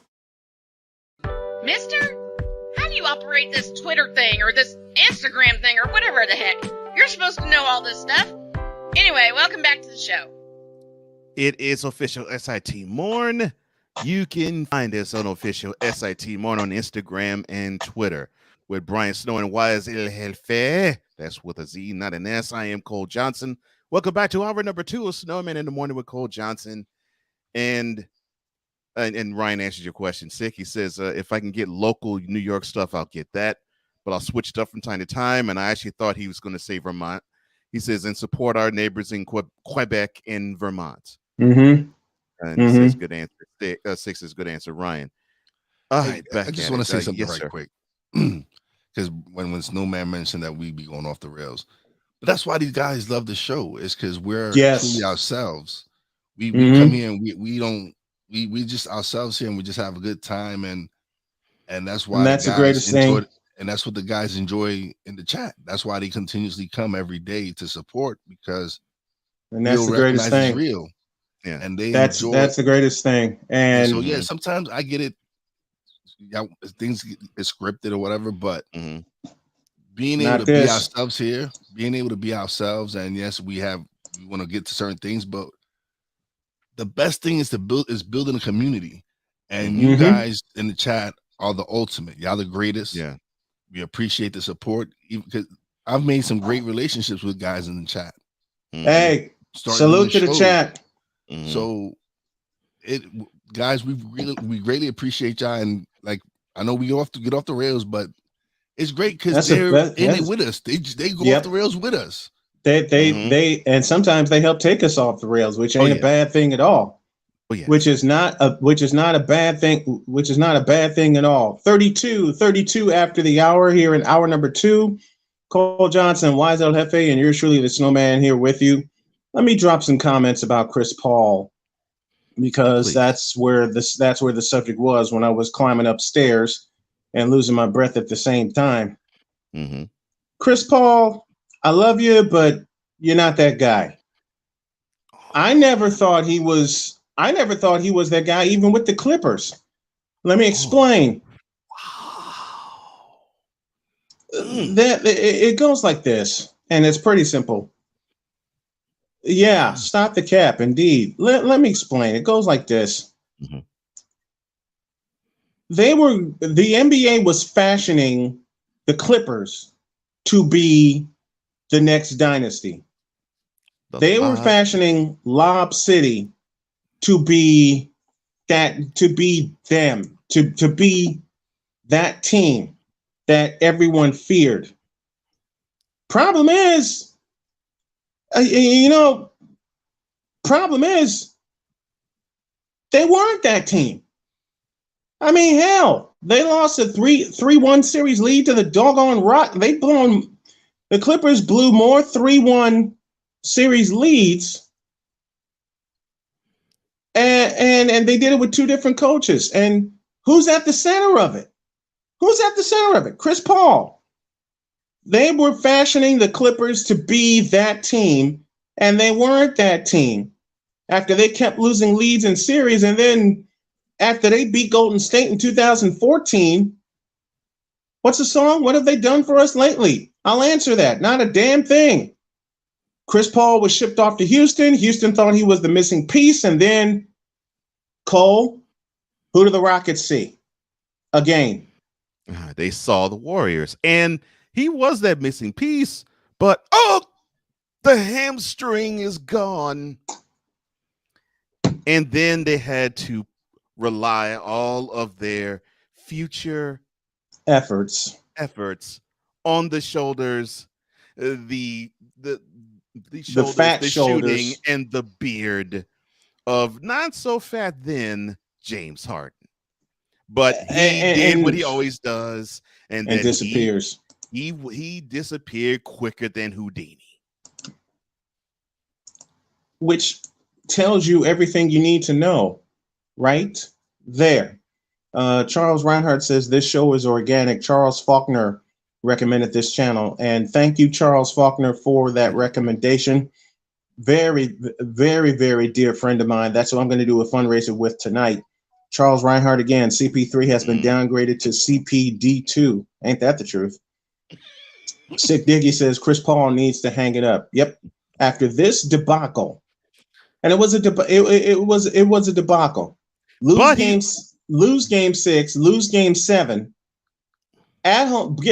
Lose game 6, get blown the blank out in game 7. Blown out. But he's not going to retire, he says. After that 123-90 book whooping that the Suns took to the at the hands of the Mavericks at home, that's what makes it even worse. In Phoenix, yep. This marks the second straight season the Suns ended their season being up 2-0 and losing the series. And what was the last time that happened? I believe it was the NBA Finals. Mm-hmm. Yeah. What was it? Yeah, about 11 months later. 11 months ago, I mean. Yeah. Mm-hmm. Yeah, he went on to say, after then, this is back in May, when they were eliminated. He went on to say then, quote, you play long enough and you don't win. Every time you lose, they're going to say it was your best chance. But I think for me, we'll be right back next year. I'll tell you that. No, you won't. No, you won't. I'm not retiring tomorrow, thank God. Hopefully, I'm healthy coming back. But I'm going to keep playing. No, they won't get back. Close quote. I mean, I love you, Monty Williams, but now you're starting to have a very disgruntled star and his attitude. I'm talking about Chris Paul. Try to dictate how you should run your team. Sorry. I mean, I hate to make this comparison, but I'm going to go ahead and make this comparison anyway. The Phoenix Suns are starting to become the Brooklyn mess. Remember, though, we're talking about the point guard. Yeah. Let me correct you though. Let me correct you on that. I'm not buying that smoke. In fact, I got smoke for people that call Chris Paul the point guard. The point guard wears number 30. Oops. What do you say, Wise? I didn't call him that. Who gave him that title? I didn't give. So many people want to call CP3 the point guard. Yeah, to me, whatever. Would that be at this time at point of day, or would that be all around? Because there's a couple of people I can name. They're saying all around. J Kidd comes to mind. It's many. J Kidd, KJ, Magic Johnson, John Stockton, and the current iteration. Like I said, he wears number 30. And people don't like when I say that, but I don't care. And they're not gonna like what I'm saying. They don't consider him a point guard. That's the difference. They don't consider Steph a point guard. Yeah, they don't. They consider him combo. Yeah, so he's not considered a point. Even though we all know the man can dish the ball out. Yeah, he can run the point if he wants to. Yes, he can. Yeah, he can run the point. There's no doubt in my mind if he was to run he can run it. Yeah, but the point is that that team doesn't need him to do that. No. That's not what his job is, and that's the best thing. And I got laughed. I got laughed out the building seriously when I said that. I said, Stephen Curry, yeah, he may not traditionally give you the dimes, but he is the master of the hockey assist. When I said that, someone just laughed in my face. I'm like, well, then I guess that means you don't follow sports like you think you do. Because they don't know what the hockey assist is. It doesn't. They don't pay attention to what the hockey assist is. Oh, yeah, they don't pay attention. No, all right, let's talk a little football. Okay, and we switch to Los Angeles. When will the Rams run on top end? I'm gonna be biased and say this year. Cooper Kupp agrees to an extension, well deserved. Aaron Donald's contract makes him the highest paid non-quarterback in NFL history. Again, well deserved because they did lead them to a Super Bowl title. The Rams. Mhm. All right. The Rams are trying to be the Lakers, in my opinion. They're trying to buy everybody. Okay. This is the thing. So they've been trying to do this long before they won a championship. They were doing this about a couple years before. They were going all in and mortgaging their futures several times a season, not just once.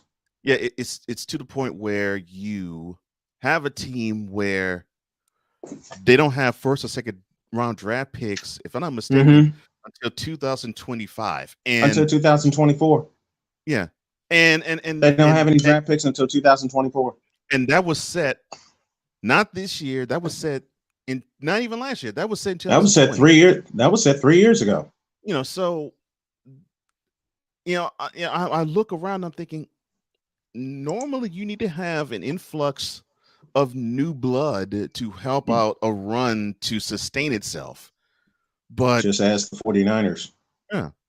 But if you're gonna have these wonderful big time names, of course, I think more is gonna happen to them, like what happened to Von Miller. You know, he was there, he was a rental, he got the chip, and he didn't really need a chip because he already had one, but he got the team the chip. He got Aaron, and now he's in Buffalo. And now he's cashed in, and he has the big contract at Buffalo. He probably could have maneuvered the contract, maybe not that big, for the Rams, but he decided to go where I think he probably would get the money, and he did. Yep. And I think I think we're gonna see more of that. Like, I think we'll probably see a Jalen Ramsey after this year. Peace out. I wouldn't be surprised. A Matthew Stafford, if things don't go so well, leave. I mean,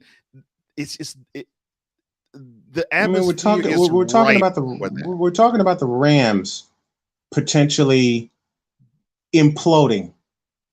They're going to after this season, they're going to implode. That critical Broncos fan said, "Morning, fellas in chat. Good morning, John. To you." Charles says Steph took that from CP3 years ago, and when he broke CP3's ankles when he was on the Clippers. Yeah, that double behind the back move took care of that. The point guard status. Sick Diggy said, "Snowman is now the Gap Band. Oops, upside your head." Yeah, and that's what this show is doing to the others. Upside the head, say oops, upside the head.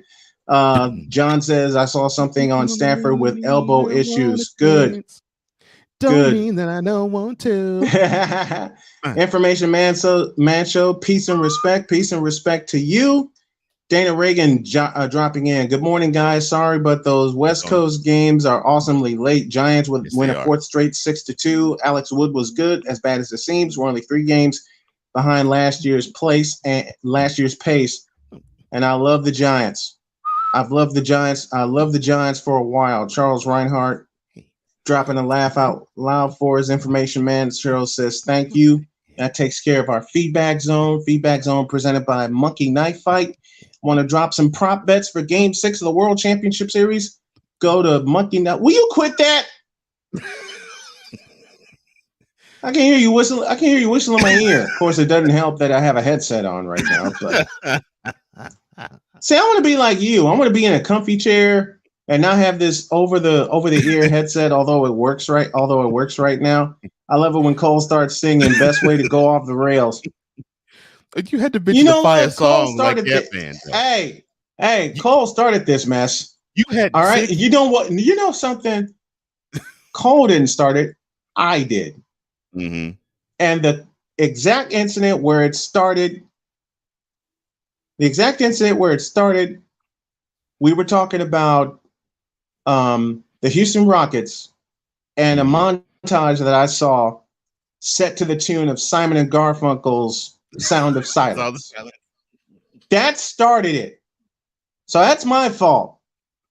Ever since then, we mention a song and either Cole will start singing it, or if I recognize it, I'll start singing it.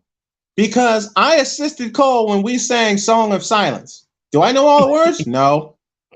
Matter of fact, what's funny, when I heard that song, Jody and I were on our way back to North Carolina for a follow-up visit with my cancer doctor down there. So we get Sirius XM. Thank you, Sirius. Mm-hmm. Yeah. What's the first song we hear? Sound of freaking silence. Mm-hmm. The playmaker Darnell Solins in the house. Good morning, fellas. Klay Thompson closing out the finals, and I believe he will close out the finals. Yeah. Snowman, you remind me of our pirate radio station we had at ISU in 1985. FCC bought a van, but never could catch us. They ain't gonna catch us either, because this 4-hour daily spectacular is going to blow all the other shows away. And we're already in the process of doing that as we welcome Wise El Jefe back to the program. Cole Johnson's the executive producer. Yours truly back in the main chair, at least for now, at least in pockets of it. But believe me, Cole takes charge of the EP and also the production. Wise is there to help guide also. But the run for the Rams ends this year. And as we try to get back on track here, there's a situation where all the they're going to face cap hell after this year. And there is a strong possibility that the Rams could implode. And if they don't implode on the field, they're definitely going to implode off it. They're going to implode off the field with this cap hell they're facing. Now, you signed 2 of your key players in Cooper Kupp and Aaron Donald. Kupp deserved the extension, and they give Donald a 2-year extension.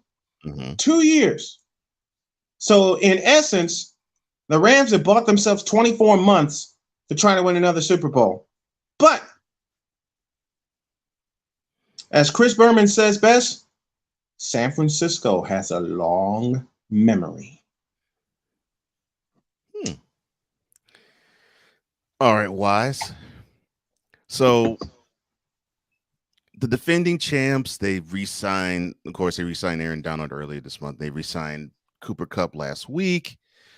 And the question I'm posing to the chat and to you is, do you think the Rams run is going to end soon?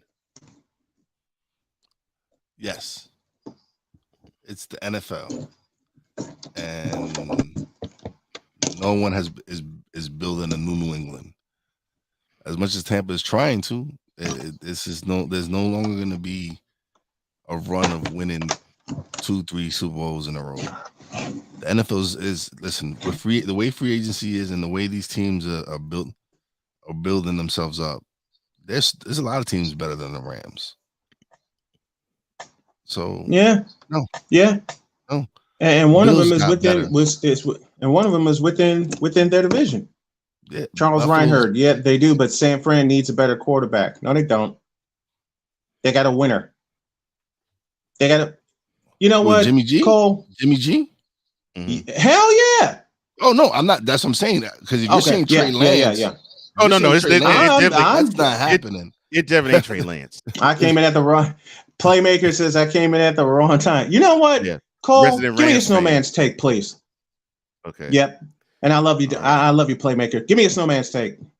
All right. Here we go.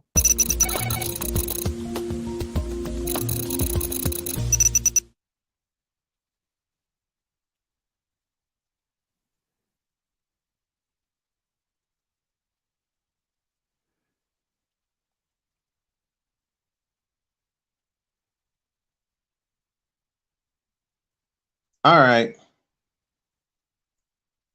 I need a favor for all these prisoners of the moment when it comes to Jimmy Garoppolo. Leave him and the 49ers alone, will you please?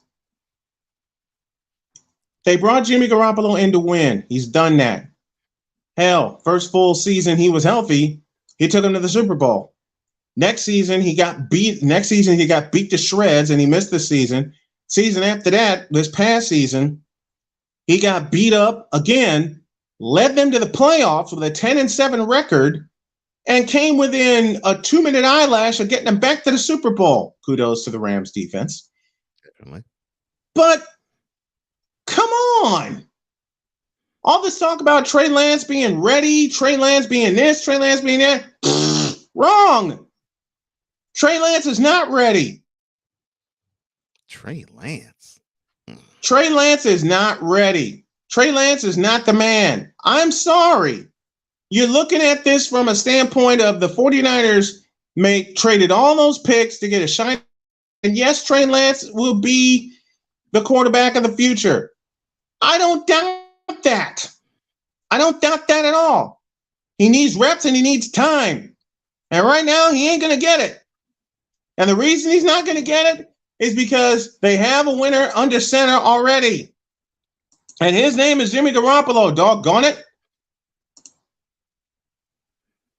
His name is Jimmy Garoppolo. Period. Very passionate. They're very passionate. You're darn tootin' I am. Because I'm sick and tired of people hating on San Francisco and hating on Garoppolo when all he does is win. Okay? Now, could a trade happen this year? Absolutely. I realize that. I recognize that. But be that as it may, no. I really believe it's not going to happen. I believe until I see it, I won't believe it. That's why they're keeping Jimmy Garoppolo around. Garoppolo can lead this team back to the Super Bowl and lead them to title number 6. Garoppolo's the only hope right now. Thank you, Dana Reagan, for that. North Dakota State does not prepare you for the NFL. I reference Carson Wentz and Easton Stick. Okay? Carson Wentz had half of a good season. What the hell happened to him since? And I asked the same question about Trey Lance. 1 game in 2 years. 1. And the game that he played was in front of nobody except scouts, and he still didn't do that well.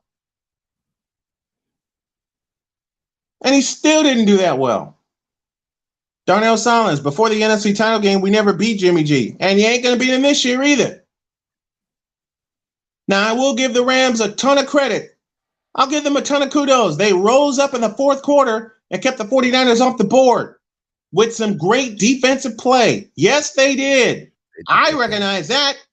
Yeah, they did their thing. You know, I may be a 49. I may love my 49ers, but doggone it, I'm real. I sat and watched the game with my wife, and we both looked at each other when the Rams rose up in the fourth quarter and kept the 49ers off the board. And she said to me, you know, the Rams just may do this thing after all. I said, yeah, they're coming alive defensively. Because for 3 quarters in that title game, that Rams defense was dead. Deader than a doornail. And if you think about it, until the fourth quarter, Garoppolo was picking them apart. Garoppolo is the best quarterback for San Francisco here and now. And I'll say something that I said last year that I hope happens. I hope that he balls out and they march his ass into the office and put another contract in front of him. You're all I need. Oh, I'm sorry. Will you cut that out? That's my partner. And that's Snowman's take. What's yours? I'm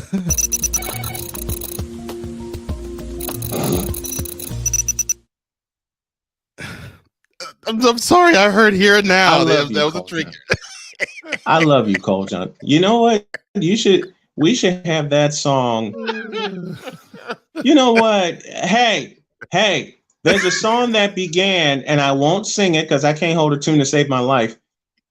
There's a song that began, I did my best, but my best wasn't good enough. Yeah, don't you start singing. You know who that song should be for? Hey!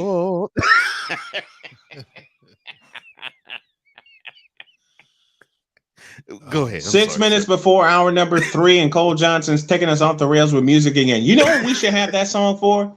We should have that song for the Minnesota Vikings.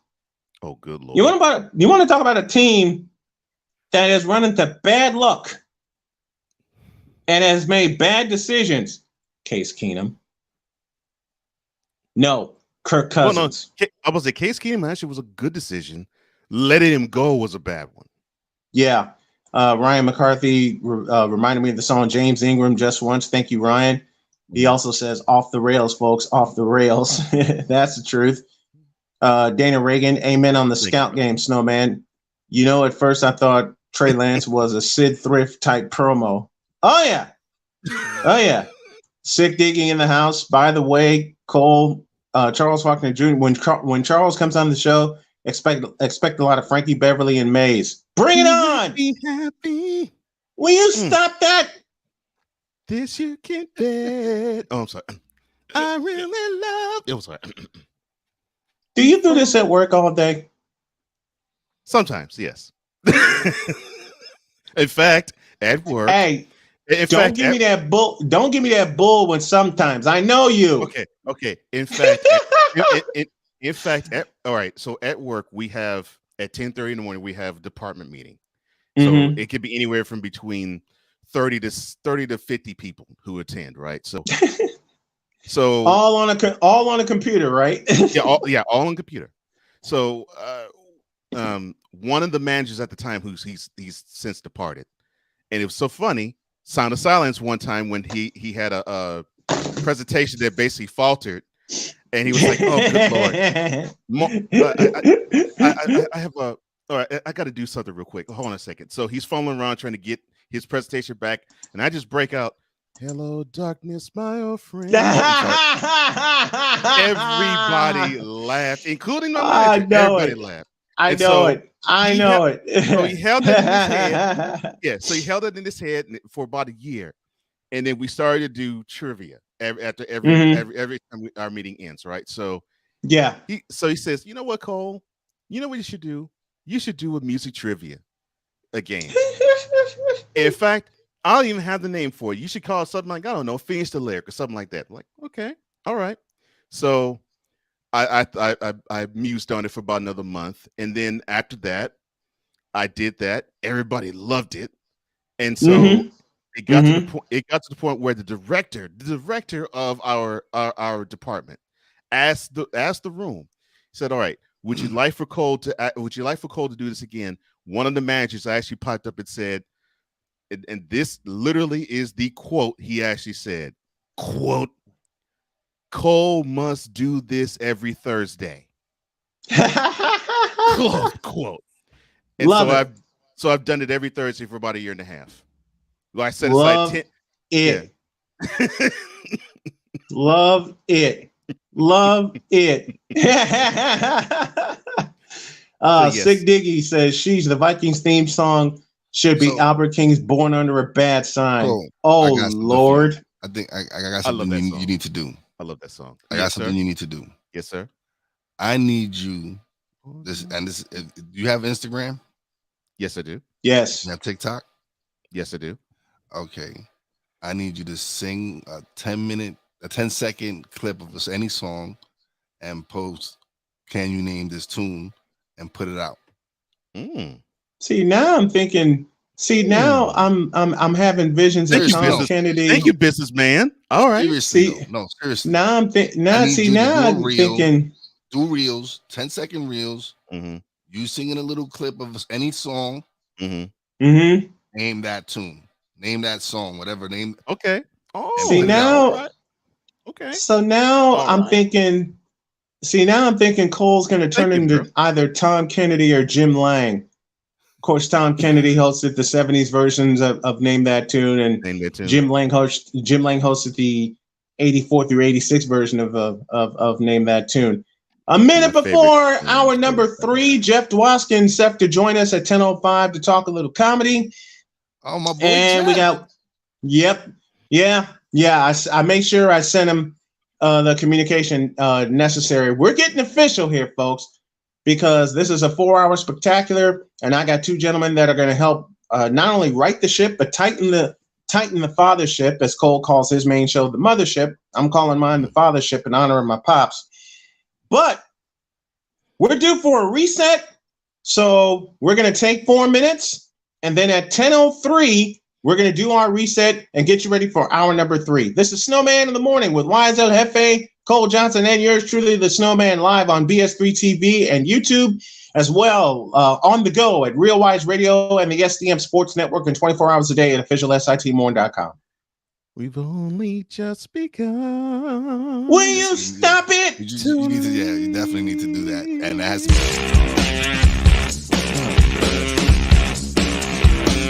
This is Snowman in the Morning.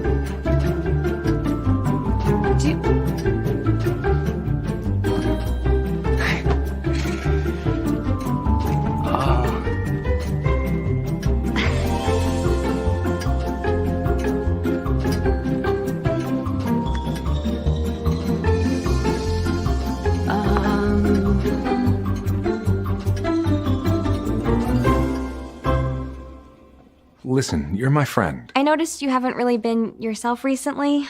Yeah, I feel like something's up. How are you? Are you okay? Is there anything you want to talk about? I just want to know how you're feeling. And listen, even if you don't know what to say, I'm here to talk. No matter what you're going through, I just want you to know I'm here. I've got your back. when you want to talk, I'm here.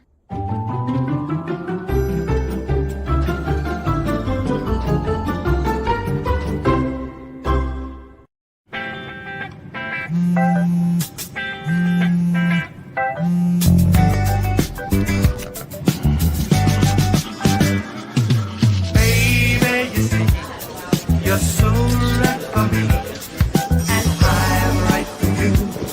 I love the things you do, like sweet tasting wine. Your lips are so divine. Your loving turns me on. My lonely days are gone. That's why I'm never gonna let you go. Never gonna let you go. Babe, I'm never gonna let you go. No, no, never gonna let you go. Baby, never gonna let you go. Never gonna let you go. Babe, I'm never Here you go. Thank you. Thank you. gonna let you go.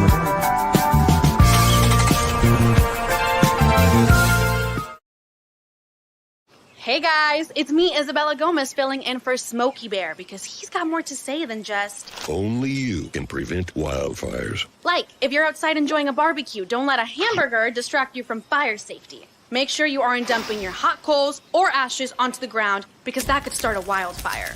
So take wildfire prevention seriously and let's save the world one day at a time. Juntos con Smokey Bear, podemos hacerlo.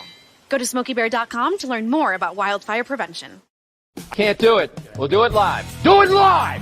I'll write it and we'll do it live! Mister, will you please wake up? Kelly's one-strike pitch. Swinging a fly ball, center field deep. Bellinger going back to the warning track, to the wall. It's a grand slam! Howie Kendrick has done it! They're going crazy in the Nationals dugout! Howie Kendrick with a grand slam here in the 10th inning of Game 5. The Nationals 7, the Dodgers 3. Do you believe it? This is Snowman in the morning. Hey, this promises to be fun. Oh yeah. Can't wait. Are you kidding me? Do you believe it?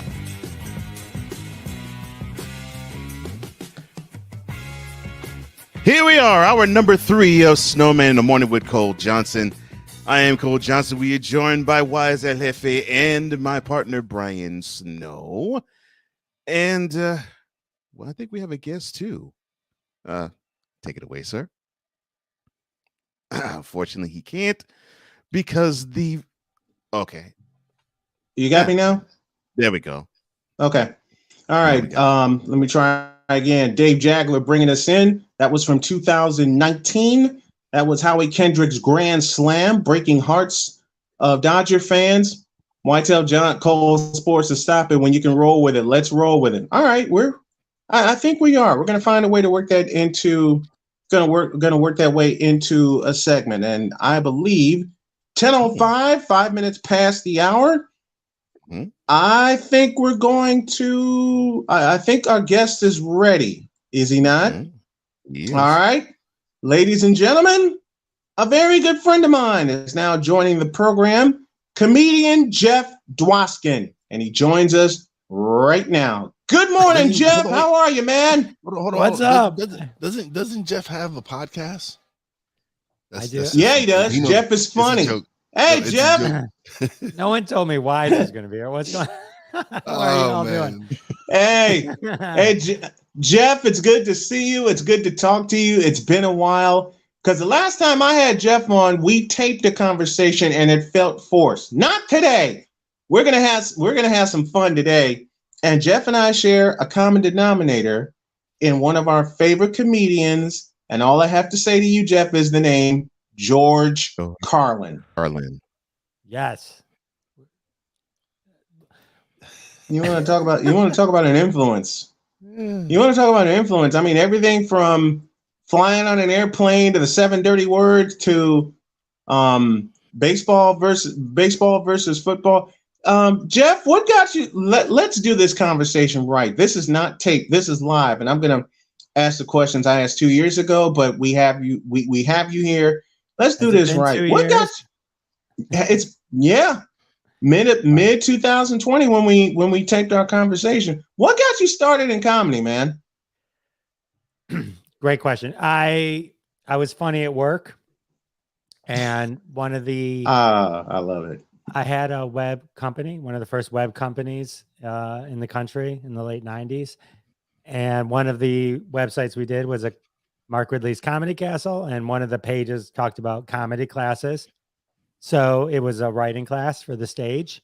And so I became aware of it that way. So I never had I was not one of those people that could just go and get on stage. So I took this writing class, and that was almost 20 years ago, probably 20 years ago. But yeah, I haven't done as much comedy in the last couple of years, just since the pandemic, but I kind of shifted more to podcasting.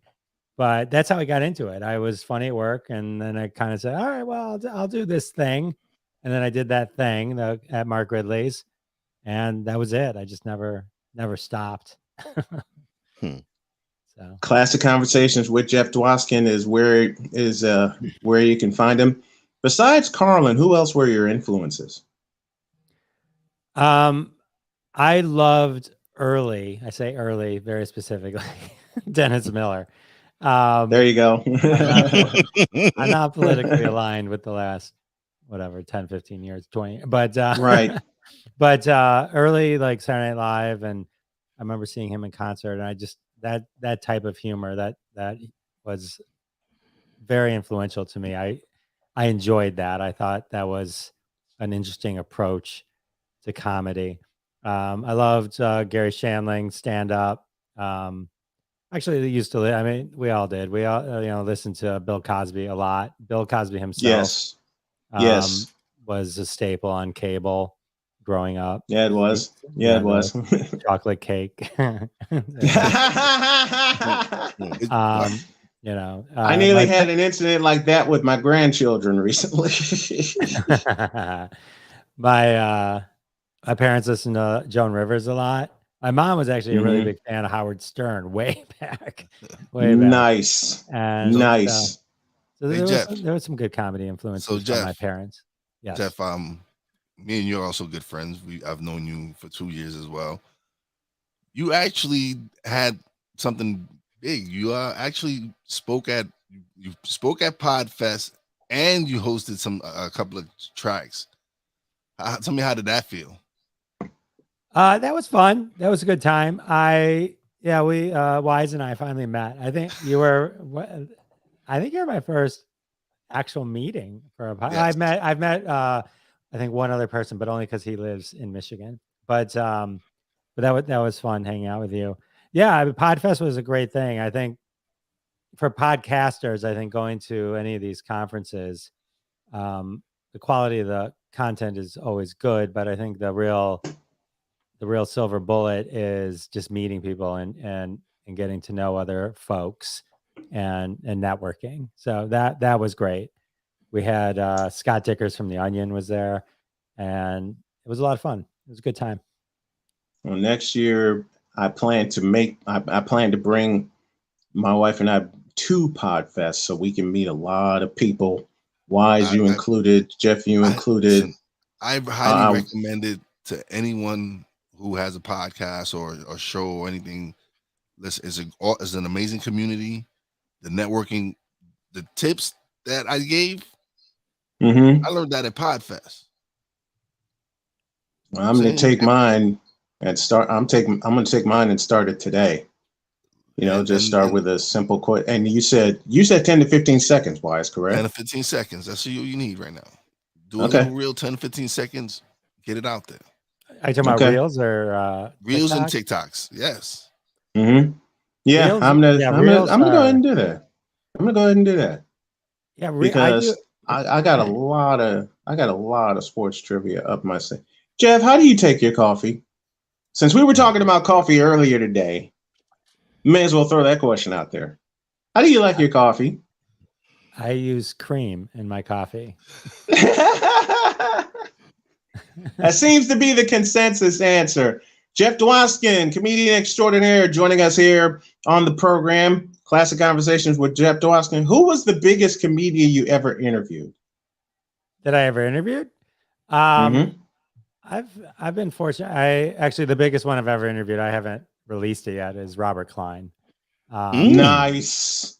I haven't. I love it. Underrated comedian. Very underrated. Very underrated. But okay. Paul Provenza and a bunch of others. It's fun. Yeah. Very cool. Thanks. But yeah, Reels is definitely something you should. I do Reels. I get like anywhere from like 800, 1500. I got one 5,000 views. It's not even great, but compared to like how my normal Instagram does, you get so much more reach on Reels. Yes. So much more. But I think the trick is that I learned from Travis on Instagram is you got to start Travis off. Brown, yes. You got to start off with something like, "Are you interested in changing your life forever?" And then talk about whatever you want. Yeah. you got to have a hook like that. Do you find your life going into doldrums and you need to make a change today? And then change the edits, change the angles. Yeah, it's a bunch of things we learned while we listen. Yeah, like I said, it was a great experience. Everyone who's into podcasting and is doing this really needs to go if they have one locally, check it out. The networking alone is what's valuable. You get to learn from experts. We got to actually sit down with experts and speak to them and chill with them and go out for drinks and eat and actually learn from these people, but just in conversation, not just really going. It's just something that where you're able to just sit down, relax, and learn, and not have it forced upon you. Like it's things you learn. And in the bag they give you when you registered, you got little pod decks. Which I've been to pod decks. I don't use it, but yeah, if you want to interview just as good as Wise does, just get one of these. I don't use those pod decks that way, Jeff. We know this. Just get one of those and be like, "Hey Cole, would you stop talking to all your friends for $1 million?" Cutting edge stuff like that. Go get them, Wise. Oh my gosh, that is hilarious. So how did you two actually end up meeting? Okay, so we will not mention the name because he is Voldemort to us. So we had there was a mutual person we both knew that we both knew that connect. That's the best part of the connection was right. He introduced us to a lot of great people, and Snowman included. And so it was through that connection that we just clicked. And again, it's always when you're truly yourself with people, you click. Jeff has always been himself. I've always been myself with Jeff. When we went and hung out, it was the same thing. It was the same way how we was interacting through cameras, it was a great experience to actually sit down and meet his wife, sit down and drink, have a couple of drinks, laugh, and share some great moments. And so I appreciate the person that linked us all up because he introduced me to Brian as well. But yeah, we don't mention his, we don't say his name. No, we don't. I'm sorry about that, folks. How did my late friend Mark put it? All this modern technology, and it gets crazier and crazier from time to time. Jeff Dwoskin joining us here on the program, gracious enough to join us on the program. Jeff, tell the folks where they can find you. You can find me online at classic-conversations.com or jeffisfunny.com. That'll take you to the same place. Just all the podcast places at Jeff Dwoskin Show on Instagram and Twitter. I changed the name of my show, but I didn't change the name of my social because I didn't want to lose all those old links and stuff.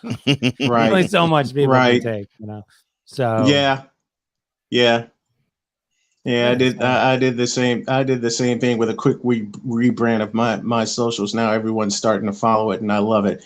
Jeff, thank you so much, my friend. I love you. Thanks for coming on. Hope to have you back soon. All right. Love you too. And I'll come back anytime you'll have me. Thank you. Thank you. Thank you, Jeff. Appreciate the time. Later. I'll hit you up. All right. All right, brother. Jeff Dwoskin, comedian, joining us here on the program to kick off hour number 3. Gracious enough to give us a few minutes. 17 after the hour during hour number 3 of Snowman in the Morning. Let's take a break, and when we come back, we got more, how does my wife put it, stuff for you, sports stuff. And I may have another Snowman's take, or I may have a secret segment coming up. You're listening to and watching Snowman in the Morning live on BS3 TV as well as YouTube, and listening live on Real Wise Radio as well as the SDM Sports Network, and 24 hours a day at snowmaninthemorning.com. Back in a flash.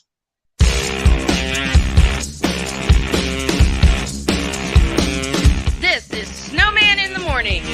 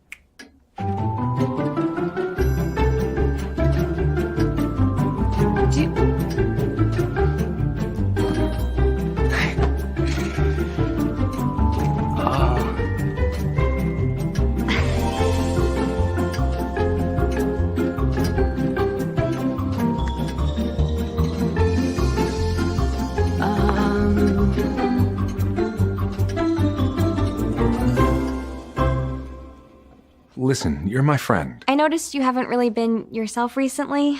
Yeah, I feel like something's up. How are you? Are you okay? Is there anything you want to talk about? I just want to know how you're feeling. And listen, even if you don't know what to say, I'm here to talk. No matter what you're going through, I just want you to know I'm here. I've got your back. when you want to talk, I'm here.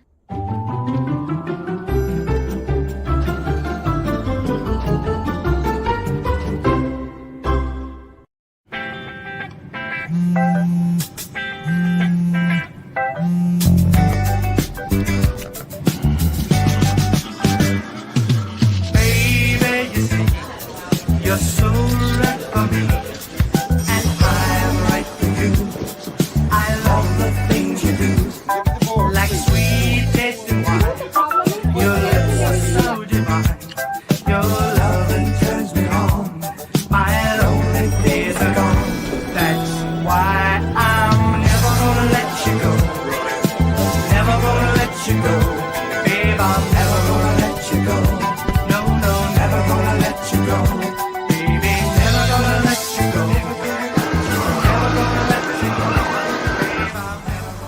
Here you go. Thank you. Thank you.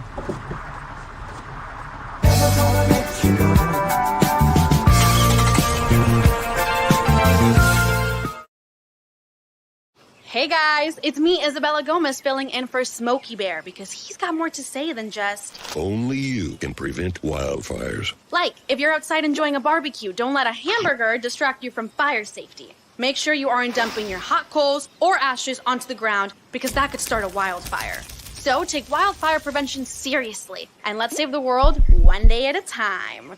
Juntos con Smokey Bear, podemos hacerlo. Go to smokeybear.com to learn more about wildfire prevention. If you can celebrate Christian McCaffrey having a 1,000 season, if you can celebrate Marshall Faulk, who had a 1,000 season by electing him into the Hall of Fame, then why can't we celebrate the guy who originated the 1,000 season with a Hall of Fame election? I'm talking about the one and only Roger Craig. If you want some, come get some. Welcome back to Snowman in the Morning.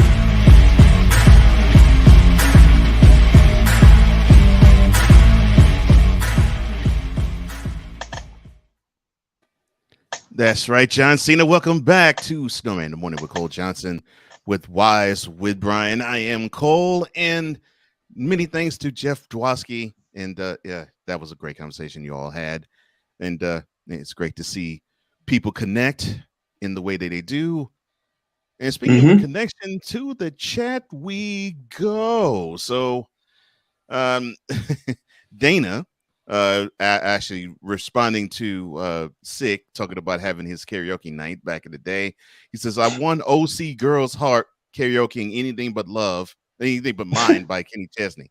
Not my cup of tea, but she was hot, and I won the prize, plus her 4 kids.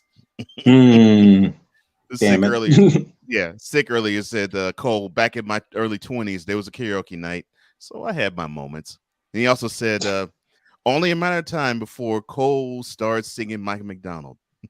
Oh, gosh. No. No. No. No. No. We gotta give the people what they want, man. The people are clamoring for it in the chat. I know. Six says, Dana, how long have you been with her? And he said, I'm not with her now. It lasted 2 years, but I had the calling for the road driving a truck. I was older, 38, and she was 25. I let her find someone younger for later.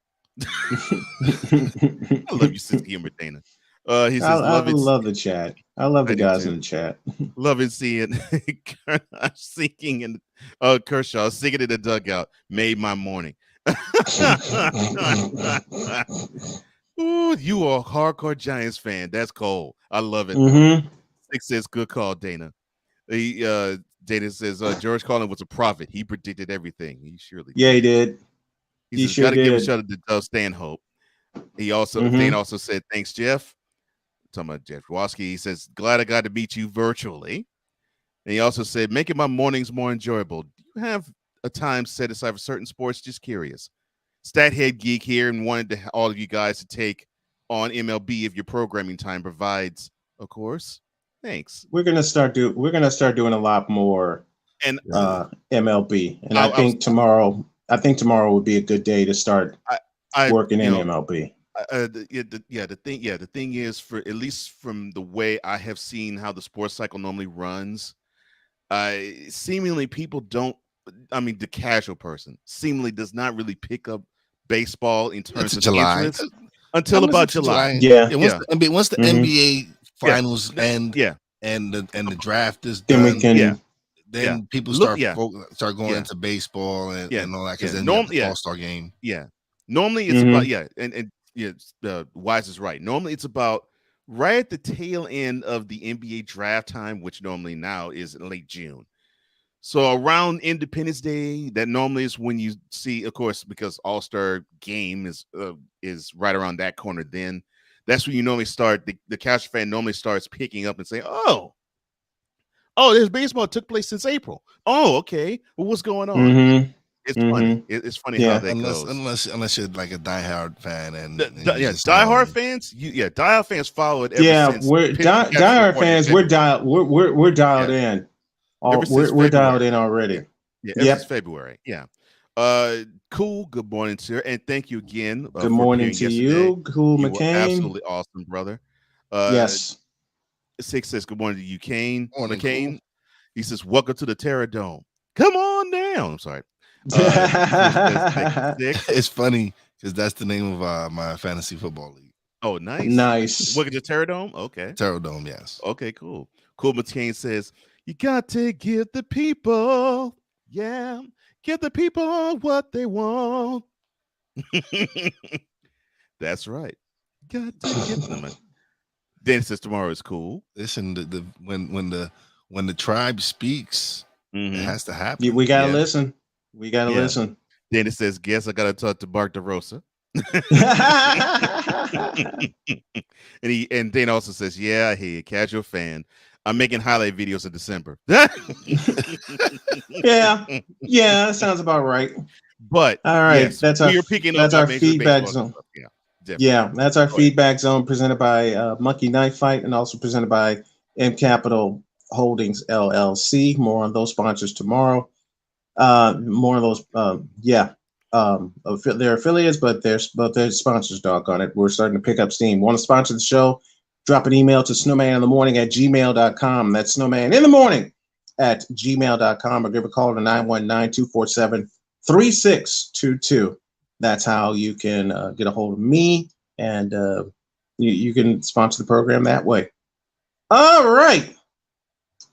I mentioned something earlier that needs to be spoken about, and that was when we talked about ESPN. Yes. And them getting in bed with Disney. So I will let Cole decide what segment I should put this under and let him run the intro for it.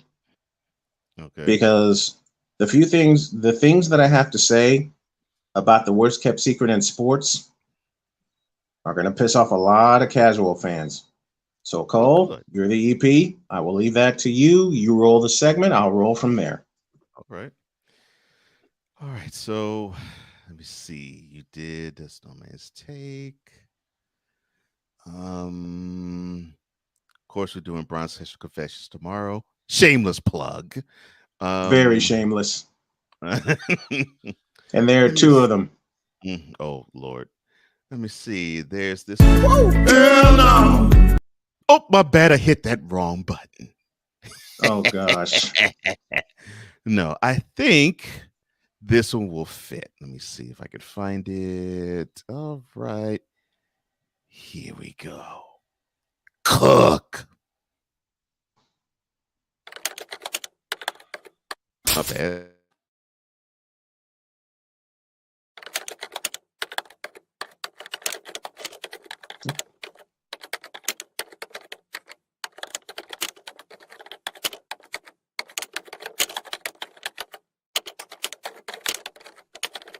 BCC, more casual fan, subject of email. ESPN ain't all that. Body of email. ESPN and all that, huh? Remember when ESPN debuted in 1979 as the Total Sports Network? It became the Total Sports Network because they would show nothing but sports. And to a sports junkie like me, and to Cole, and to Wise, hey, we loved it. Anything that has to deal with sports, we were all over it. But then, around the mid-90s, something started to change. And I point to Sunday Night Football, when Mike Patrick, Joe Theismann would be the normal announcers. And Sunday Night Football had its own intro music. And I loved it. Loved every part of it.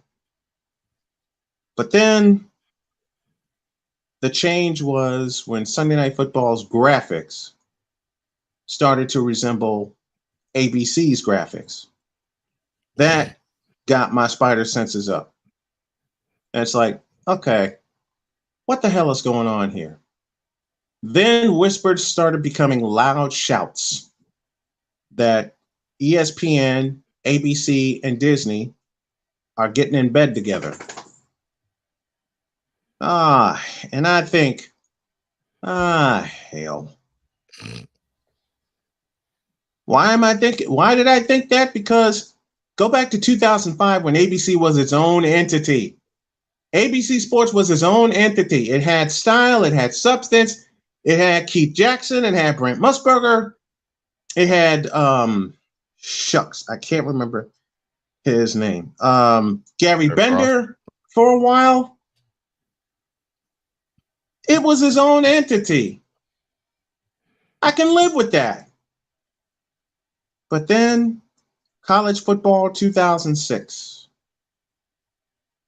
revealed the secret that all the networks held since 1999 when enhanced TV shows up. We're going to make this a collective effort. Once again. Ah, hell. All right, let's see what you got. So College Football 2006 happened, and you see the score bug at the top of the screen with on ABC games with those evil 4 letters. I'll say it again. You see the score bug at the top of the screen with those evil 4 letters. And then you started to see the scroll that they copied at the bottom of the screen on the ESPN and the ABC broadcast. And the next thing you know, these two networks were getting tighter than two people roped in a situation they can't get out of. And that pissed me off. Oh, Lord. Why? I'm used to having networks having their own identity. And I knew it was a problem when Keith Jackson supposedly retired, and the next thing you know, you're hearing his voice on an ESPN broadcast. It don't fit. Shout to the late, great Keith Jackson. It didn't fit. Even though he did Sunday Night Baseball, and I understand that, and Keith Jackson said something that is so true and holds true to this day. In order to learn how to speak, you need to learn how to write. Boy, is he true with that. Mm-hmm. Because some of these finalists don't even know how to write. Here, let me go one step further. Some of these finalists don't even know how to read, let alone write, let alone talk. Yeah, I was going to say, let alone speak. But I digress. Again, you started to see everything being copied and pasted on ABC broadcasts, on ESPN broadcasts, ESPN2, then came ESPN Plus, then came ESPNU, and then came the one network I thought would stay independent, but ESPN swallowed them up too, which of course is ESPN Classic.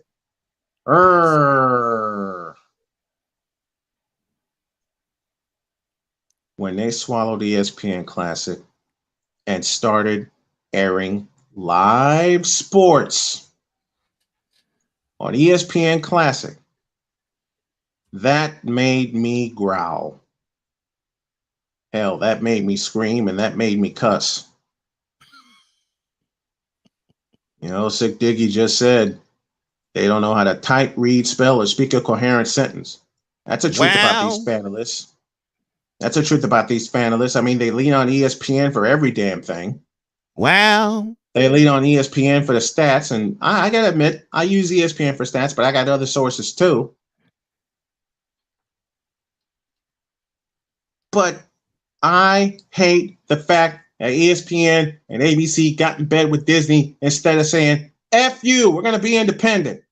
Disney. And of course, there is one reason why these Mickey Mouse ears of a network have two of the best stations, in my opinion, under their thumb, and they're going to be under their thumb for the duration of whatever contract they put together. Pink Floyd sang it best. Money. And now I'm going to sing, and I can't hold a tune. Money! It's a hit. Don't give me that goody good bullshit. Thank you, Cole. I had to play that song one day on the show. But money is the reason why all this is going on right now with every other and here's the other thing that I hate about these networks, especially ESPN. Y'all remember SC6 with Hill? Wow.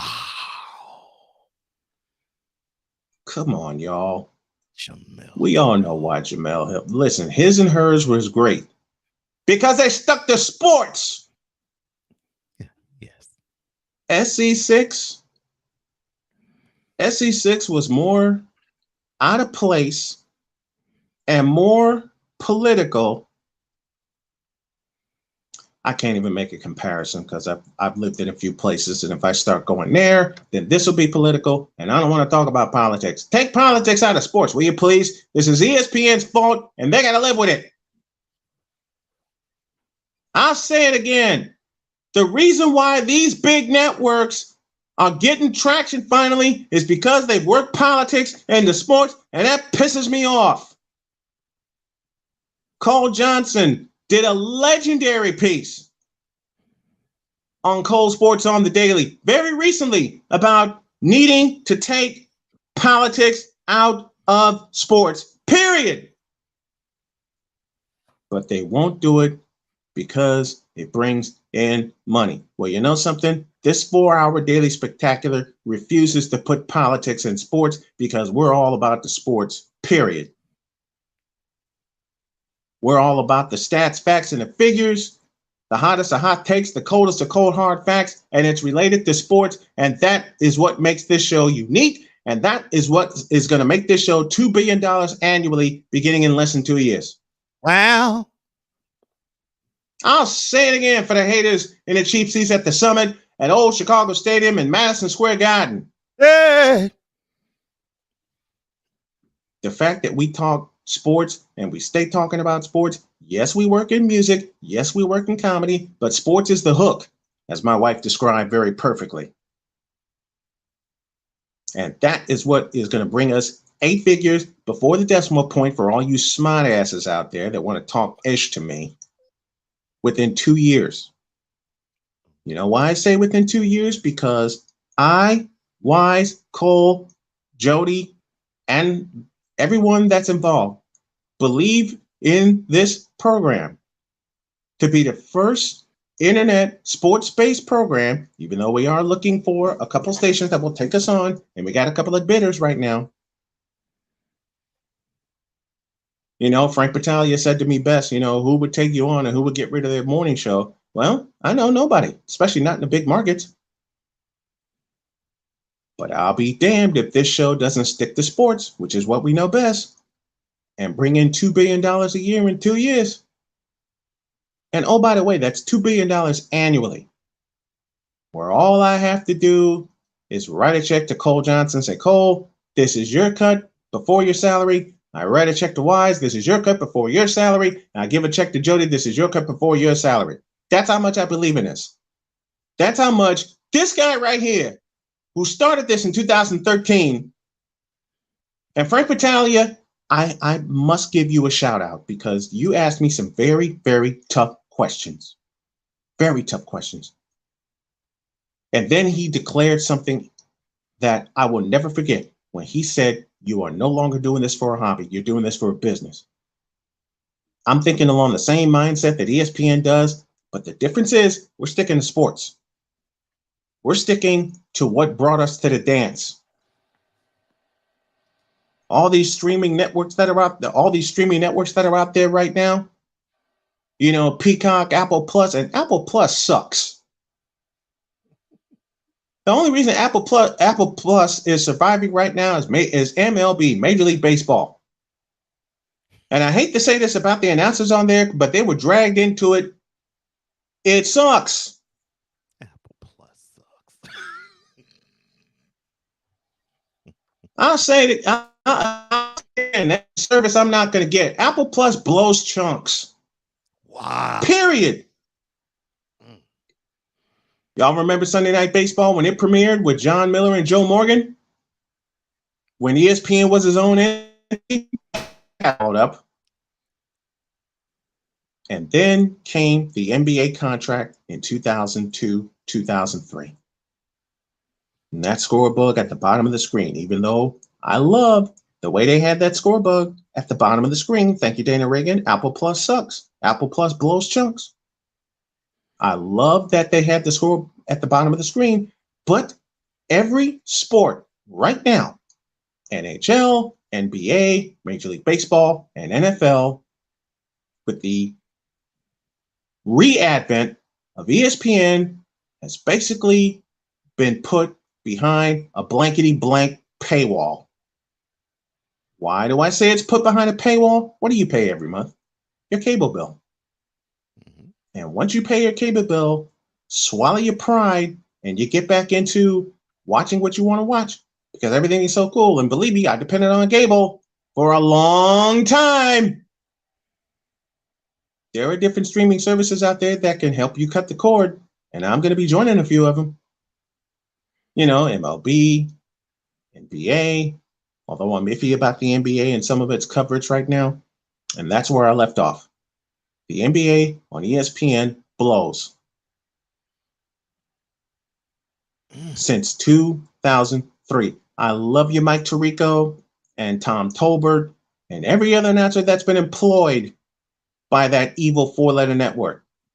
Okay? I love y'all dearly because y'all do a great job. And I'm glad Mike Tirico got the hell out of Dodge.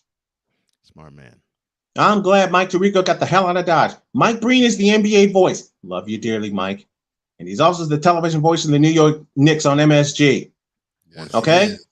I'll use YouTube TV to pick up MSG. All right? I'll pick up MSG. I'll pick up the local networks before I do something with the national network. Okay? I'll pick up MSG and NBC Sports Chicago, NBC Sports Bay Area. I'll pick all that up with no problem because, hey, I'm friends with the voice of the Warriors and Tim Roy. Very good friend of mine. I'm friends with the now retired Neil Funk, Stacey King. All right? Met those guys at a Bulls game. Met those guys at a Bulls game. One of my favorite voices of all time, Bill Schoening, the voice of the San Antonio Spurs, worked with him. Love the man. And if you haven't picked up his book, I say pick up his book. Okay? Stories, Sports, and Songs is the name of the book. But the NBA on ESPN has blown chunks since 2003. And you know another thing that was put behind a paywall, and why you know this to be true? It's called the NBA All-Star Game. Taken off of network television. And yeah, put on TNT. Put on TNT beginning with the 2003 All-Star Game in Atlanta. And the only moment that I watched during that debacle was Michael Jordan's fadeaway that should have been a game winner in overtime. Damn you, Jermaine O'Neal. Ruining a perfect moment. And believe me, it was a perfect moment. But the NBA All-Star Game moving to a paywall, NBA basketball off of network television going to a paywall, and the only time it's on network television is the Saturday Showcase and the NBA Finals. And I hate that. I hated it being called the NBA Finals when they made the switch back in 1986. I don't know why they did it. They want to celebrate it and they want to market it better. I understand. Believe me, I understand. Everything flows with money. I get it. But the fans have been priced out of watching games free on network television. Except when ABC decides to put a BS game on. And believe me, I'll say it again. When they decide to put a BS game on that no one watches, who the hell's going to watch Oklahoma City and Houston? Sorry, Cole. Matter of fact, who the hell is going to watch OKC and the Clippers? Huh? I mean, when the Clippers were in San Diego, that was cool. When OKC was the Seattle bleeping Supersonics, that was cool.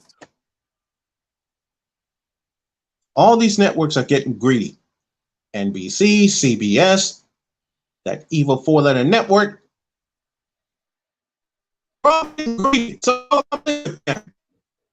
And that's why everything's behind a doggone paywall, and I'm sick of it. All these conglomerates are not only pricing out the fans, but they're pricing out a lot more people. Now, I put a caveat to that because I have an opportunity with UNCG to broadcast their games and establish a network there. Now, what I like, I will say this, what I like that they did with the colleges, ESPN Plus offered them a platform. They put it together their own way. And that's how I operate with UNCG. And that's how Shukri Wrights operates with Brown University. That's how my buddy Ty Collins operates. And Ty, I owe you a hell of a shout. Because Ty Collins is the reason I got an opportunity with UNCG in the first place. And we're going to establish something special with UNCG. We got ESPN Plus in the back pocket. Now we're going to establish a radio network. That's right. I said a radio network. I'm bringing back the simulcast. But the fact that all the pro sports, including the NHL, is now behind a paywall, and many people take it for granted. Many people take it for granted that you drop money for a cable bill each and every month. Now, I know that's the trend, and it's going to be the trend. I get it. Trust me, I get it. But I'm speaking as a fan right now, and as a fan, it gets on my nerve. But I guess that's the trend that we're all going to have to live with, because the old school is not returning, unfortunately. We're not going to have the NBA on CBS anymore. We're not going to have the NBA on NBC anymore. And following this email, I got a question of the day.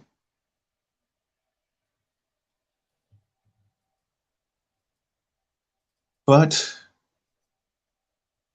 this fan digresses and must get with the modern times.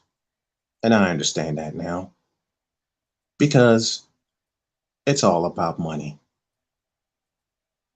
It's unfortunate, but it's true, and it's real.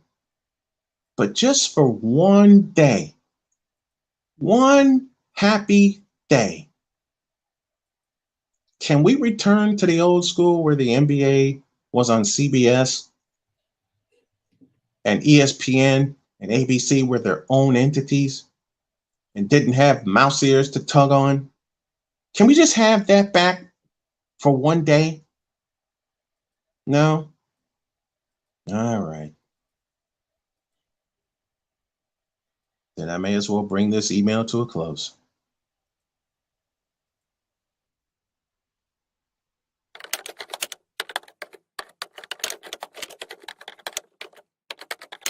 Brian Snow, Snowman in the Morning with Cole Johnson, a part of Snowman Digital Media and Snowman Multimedia, in partnership with Cole Sports with a Z. Nice. There. Danny Reagan in the chat, it's all about money. MLB has ruined the game with the universal DH, the ridiculous ghost runner on second base in extra innings. It doesn't count as an earned run, etc. It doesn't exist, so keep it off. I agree with that. Yeah, I agree. I agree. Earn your runs in extra innings. Universal DH makes me throw up. Yeah, earn your runs in extra innings. Dana Reagan, Sick Diggy says, Dana Reagan, I need to freshen up on my Peter Lorre. Extra neurotic is the order of the day. Dana Reagan says simulcast like Stephen Gary on 89 and 94.7 WLS. Yeah, I remember that. They're getting greedy. That's what's wrong with these networks, says Sick Diggy, and I refer to that in the email. At least I heard that I won't have to suffer through Joe Buck during the World Series anymore. The anti-Giant bias was ridiculous. You should have heard the bias against the White Sox, my man. Dana Reagan with all the laugh emojis. Sick Diggy said, "Yeah, see? You're going to do that, see?" Snowman reminds me of Dave Chappelle doing Edward G. Robinson. Man, I love Edward G. I love doing an impression of Edward G. Snowman, I'm glad you got that out of your system. It's very therapeutic. Thank you. Thank you. Hell, since the pandemic, streaming services have made a killing, and we're going to be a part of it. I'll say it again. We're going to be a part of it. We're going to be the first internet show to bring in $2 billion a year, and we're going to be the one-stop shop for all things sports programming wise. Dana Reagan, I hear you on the Sox bias. This is why, as I digress again, the Sox bias that Joe Buck, and I love you, Joe Buck, don't get it twisted, showed in 2005 was ridiculous. Tim McCarver, too. That's why I turned it off and turned up John Rooney and Ed Farmer. And they were on ESPN 1000, by the way, which is, I believe, the Sox home right now. But I'm bringing back the for UNCG and for the high school I select to broadcast their games. I'm bringing back the simulcast where you can watch it and hear it. If you walk away from the computer, you got it in your ears. That's what I want to bring back. That's what I miss. One announcer, two stations, two things going on. This is why I loved watching Bulls broadcast back in the day, be it Sports Channel or WFLD. By the way, that gives me that poses a question. Who's the radio voice in the Knicks? When right now? Yes. I don't. Is Clyde? I don't know. I don't listen to radio. You're a television. Yeah, I'm a You're television a TV kid. head. You're a TV head. Television kid. Yeah, I'm a radio head. I'm a simulcast head. I'll put it that way because I remember Marv Albert was doing both TV and radio for the Knicks for the longest time, and then Ian Eagle did it with the Knicks and the Nets. I don't think Ryan I Ruocco. don't think Breen is doing it. He's just doing the Breen's doing it on MSG television. Let me go. I'm gonna research this while we have the time, and while we are 6 minutes away from the top of hour number 4. Can y'all believe it? If you've gotten this far, thank you. Subscribe to the YouTube page, youtube.com/snowman in the morning 50. That's youtube.com/snowman in the morning 50. We want subscribers before the end of this week. We're close to 200 right now. Let's multiply that by 5 by Friday. Charles Reiner, how do you feel about women leading these panels of discussion, such as NFL Live, NBA TV, and so forth? I'll give you 2 words, Charles. Phyllis George. Phyllis George started it for me. And the way I feel is this: as long as they know what they're talking about, and as long as they can bring it, I got no problem. None whatsoever. As long as they bring it with the subject matter, hey, no issue here. Phyllis George started it for me. Listen, one of my favorite, because Phyllis George knew her stuff. One of my favorite women analysts out there for the NBA, and she does for ESPN, but she also does MSG, is Monica McNutt. Girl knows what she talks about. She knows what she's talking about when it comes to basketball. And that's what I appreciate. She has charisma, she has personality. So for me, she's one of my favorites personally out right now. And that's what I appreciate. As long as they're not just eye candy. That's all that matters to me. Thank you. My girl knows what she's like. She knows her numbers. She knows her stats. She knows her craft. She was a former basketball player. She knows her thing. She practices her craft. And so Yes, she's a beautiful black woman. I guess, but she knows her thing. So I enjoy listening to what she's saying because what she's saying is what she's researched and what she's learned. So yes, I don't have no problem with that as long as they know what they're talking about. Ross Gold on one day was another one for me. You know, she was the sideline reporter for the Golden State Warriors for many years. Now she does it for TNT and other outlets. As long as they know what they're talking about, as long as they can bring it with the subject matter, I have no issues. None whatsoever. Matter of fact, I'll share this. The first partner I ever had when I did play-by-play for Chicago State was a woman, Sherry Lester. Sherry knew what she was talking about. She came in on time. Sherry handled her business, okay?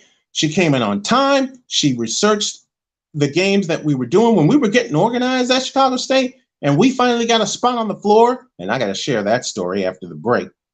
When we finally got a spot on the floor, you know, she came in with paperwork and was ready to go. She knew her stuff. My wife, who has been in the booth with me, she tells me to drink water at every break, but she takes stats. She points out trends. She helps me with my checklist. Did you do this interview? Did you do that interview? Did you get the coach on the line yet? You can't waste time. Hey, when it comes to my craft, I am happy to say my wife keeps me in check. And she keeps me moving. All right? My thing is this, and it's pretty simple. If you know your stuff, bring it. Doesn't matter, man or woman. And Cole said it just a moment ago. As long as you're not a piece of eye candy that goes when you got a camera in front of you, when you're supposed to be reporting on what the hell's going on, I'm good. I'm good. Sick Diggy in the chat. By the way, Snowman, I got rid of my cable a few years ago. I'm solely on streaming music podcasts and radio via the internet. That's where I'm going to. Especially when my daughter builds my supercomputer. And yes, sick. The NBA is still on TNT. Unfortunately. Well, the NBA on TNT always had captivated me for the longest time. Ernie Johnson in studio, Craig Sager, the late great Craig Sager was in studio. Charles Reinhardt, yeah, that seems to be the trend nowadays. Yep. Charles Reinhardt says good point. And we just answered 6th question. Is the NBA still on TNT? Yes, it is. 1 minute before the top of hour number 4. We got more stuff for you. So let's take a break. Then we'll do a reset. And hour number 4 is on the way. This, my friends, is Snowman in the Morning with Cole Johnson and Wiesel Jefe. You're watching live on BS3 TV as well as YouTube and listening live on SDM Sports Network, our flagship. Real Wise Radio, and 24 hours a day at officialsitborn.com.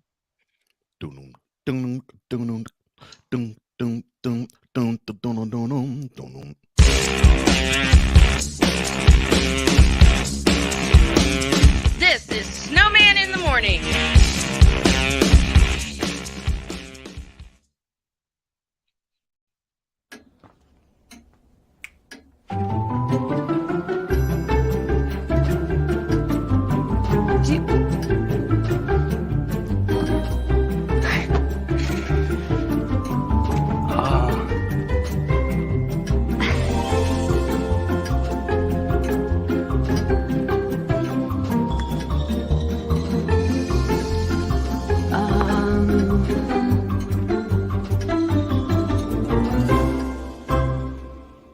Listen, you're my friend. I noticed you haven't really been yourself recently.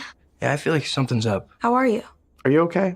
Is there anything you want to talk about? I just want to know how you're feeling. And listen, even if you don't know what to say, I'm here to talk. No matter what you're going through, I just want you to know I'm here. I've got your back. when you want to talk, I'm here.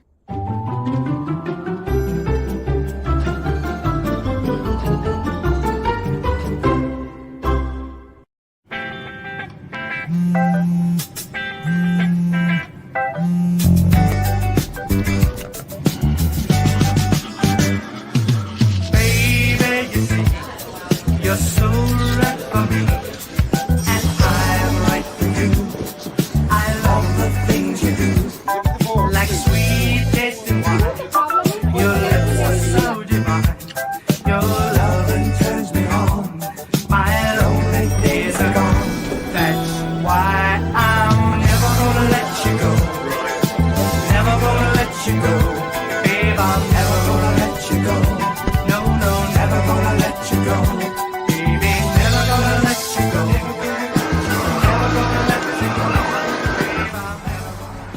go.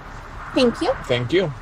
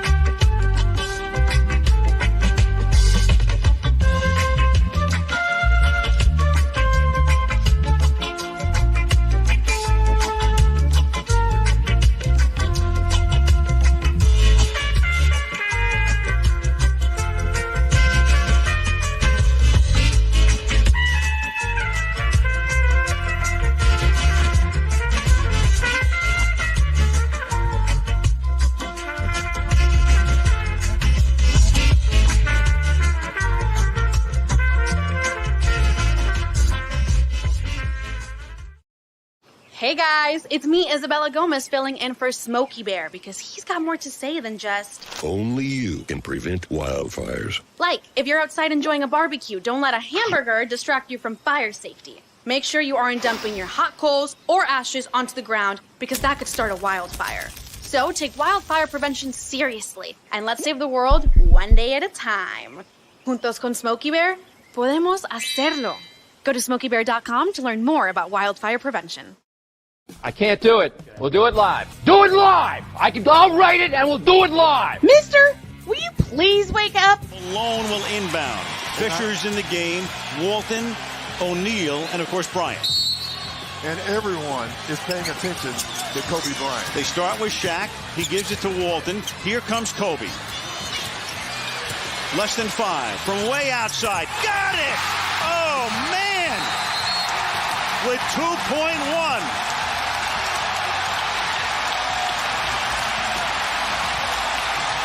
This is Snowman in the morning. Hey, this promises to be fun. Oh, yeah. Can't wait. Are you kidding me? Do you believe it? Our number 4 of Snowman in the Morning with Cole Johnson is underway with Brian Snow and YS El Jefe. I am Cole Johnson. Welcome back to the show that gives you the hottest of hot takes and the coldest of cold hard facts. And all right, gentlemen, feast your eyes. And of course, the legendary Al Michaels bringing us into our number 4. Love you, Al Michaels. Yes. All right, what you got for us? All right. Oh dear. I want oh you to dear. All right, so there's something you have to feast your eyes on. So what I was doing is I was perusing social media. I'm sorry. And yeah, I know. And I tend to do it too, so no. Yeah. What I found there was equal parts embarrassing, hilarious, and sad. Oh dear God. And what I found is that one Dakota Prescott, the quarterback of the Dallas Cowboys, has a lot of hatters. Now you're saying, well, wait. I read that wrong this morning. No, you're saying, you said, well, wait, Cole. No. Don't you mean haters? So no. I read it as hatters. And it's right. Hatters. Hatters. Oh. And he wrote it that though there's more. Oh dear God. Oh yes. It looks like this. When the hatter's coming at you, but you don't care because you're a future Hall of Farmer. What's he talking about? Ed Farmer? What the hell's wrong with these people? I will say it again just in they case. Don't.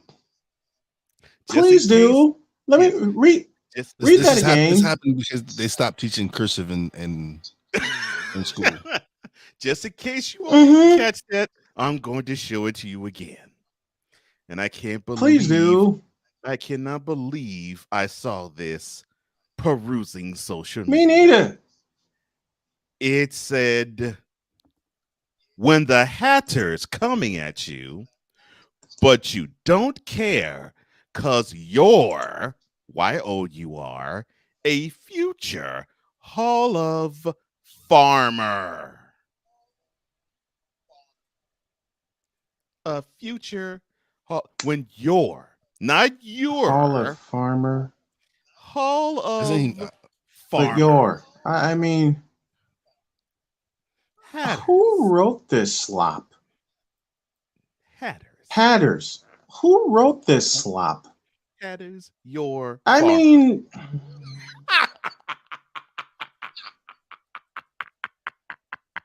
you know, when I was first learning how to write, no, you can't. When I was learning when I was first learning how to write, thank you, Keith Jackson, before I turned it into my voice, isn't there something we like to call proofreading? Yes. Am I wrong? Oh, no, you're not wrong at all. I mean, Dana Reagan said it best, says a lot about the current state of education or lack thereof. Ain't that the truth, Dana? Well, ain't that the Ain't damn that truth? And Sick Diggy says, this is a reflection of the dismal education system. Did this fool even graduate? How do you guys know this wasn't meant to bait somebody? Point there with the bait, but when you read it on its surface, that ain't bait. That's... And on top of it, the chatter on top. Oh, there's said, more? Yeah, the chatter on top, yes, read. Oh gosh, I wish I saved that one, but it said, quote, he has a lot of hatters. He is the GOAT. Close quote. Who's the GOAT? Oh, Dakota Prescott, sir. The current quarterback of the Dallas Cowboys, Dakota Prescott. What in the who is the GOAT? Who in the Vita Blue Hell? Who in the Vita Blue Hell told this lie? Bitch, are you for real? Who in the bloody blank told this lie? Was that Skip Bayless? Skip Bayless wrote that? I'm like, I don't think even Bayless can write that, though I could be wrong. No, he didn't. He's actually educated. I'll repeat my question. Because you got to be a delusional. Who in the Vita Blue Yellow?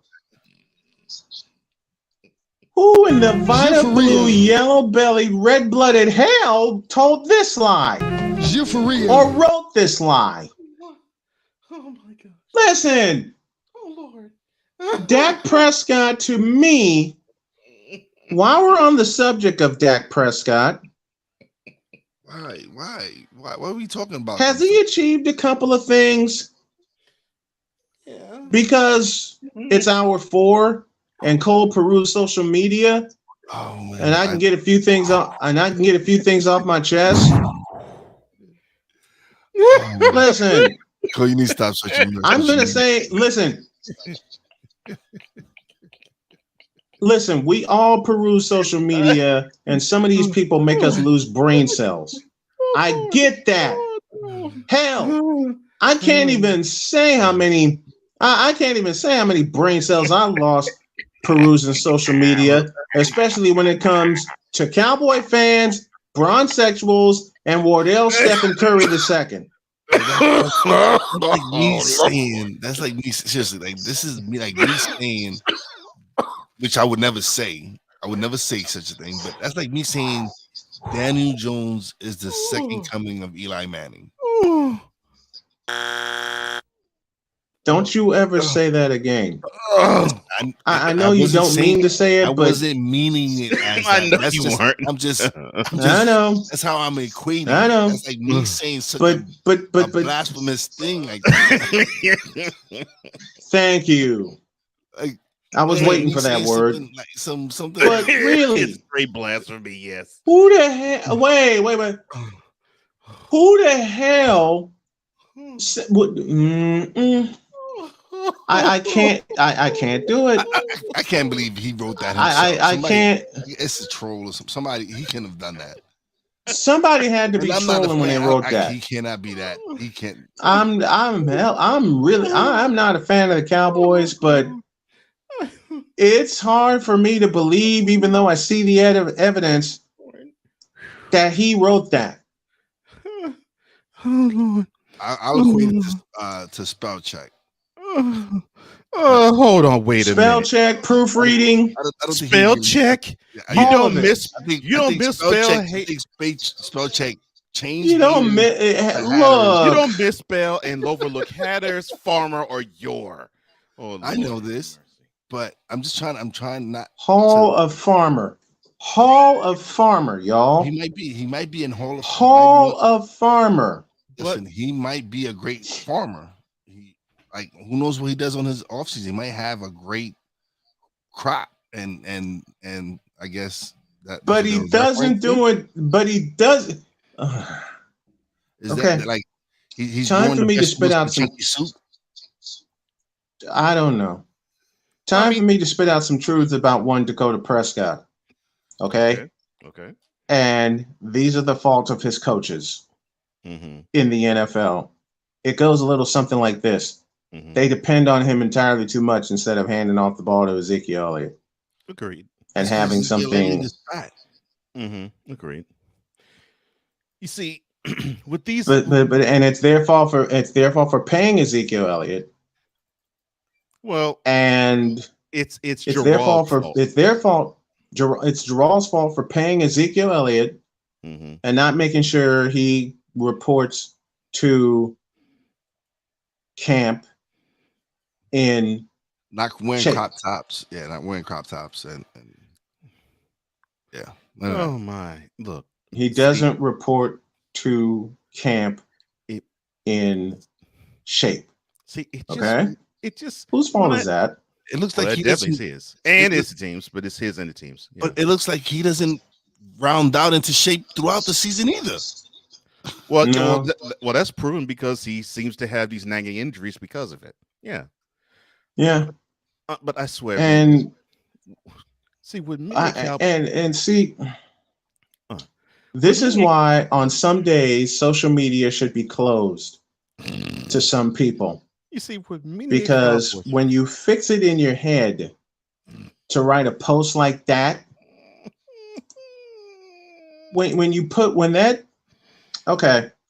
how does it go? Sometimes what you say in your head just does not compute when you does not need to come out aloud. It just doesn't need to come out. Another way of saying it is it's better to be thought of as a fool than to open your mouth and remove all doubt. Yeah. Well, this removes all doubt, doesn't it? Well, see, and I've said this to a few of our Cowboys fan brethren. I don't think all of you this way. In fact, I think some of you actually are rather intelligent. Unfortunately, your brethren who bleed the blue and the silver I swallow the rest of the throng. I really sometimes want to say to most of them, English, do you speak it? Because they don't. What's it again, Sammy? English, do you speak it? Yeah, it's as if English just bypasses their brain and their pen and their mouths, because whatever they're speaking, I don't know what the heck it is. Now, I'm not saying that's all Cowboys fan. I'm not saying that's most Cowboys fan, but I'm dang sure saying it's many of them. It's the many that fill AT&T Stadium. I mean, look, many Cowboys fan, you all are as errant as Russell Westbrook with a jump shot. That's errant. And that's pretty damn errant. And because of this, we all had to be subjected to that idiocy and then statements which are absolutely ridiculous, such as, quote, you know we're going to win Super Bowl this year, right? You know we're going to win the Super Bowl, right? Close quote. Every single summer,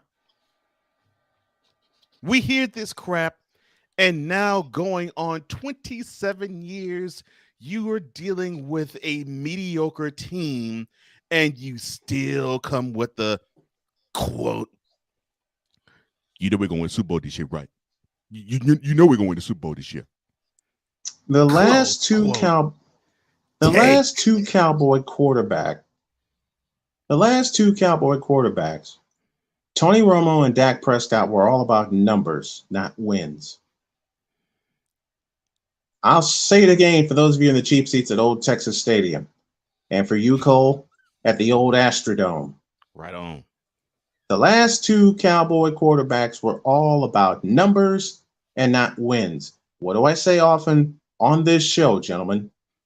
Today's fan and today's teams, for the most part, are obsessed with two things: stars and stats.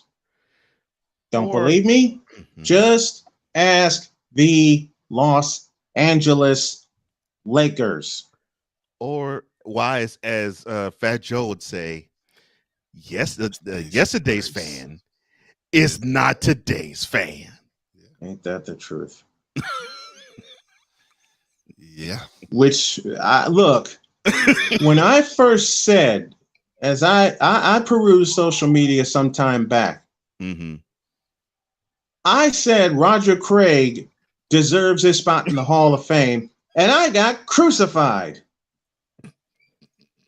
And they're saying these fanalists, here I go with that word again. I so love you, Clark Monroe. We'll have him tomorrow. These fanalists are saying, how the hell can you put Roger Craig in the Hall of Fame when he hasn't done much? Oh, no. From the top, 3 Super Bowl titles, 100-yard receiving game in said Super Bowl, the first player ever to score 3 touchdowns in a Super Bowl, Super Bowl 19, and the crowning achievement, the first ever 1,000 season in NFL history, the year 1985. Oh, and by the way, you know who he had that achievement against?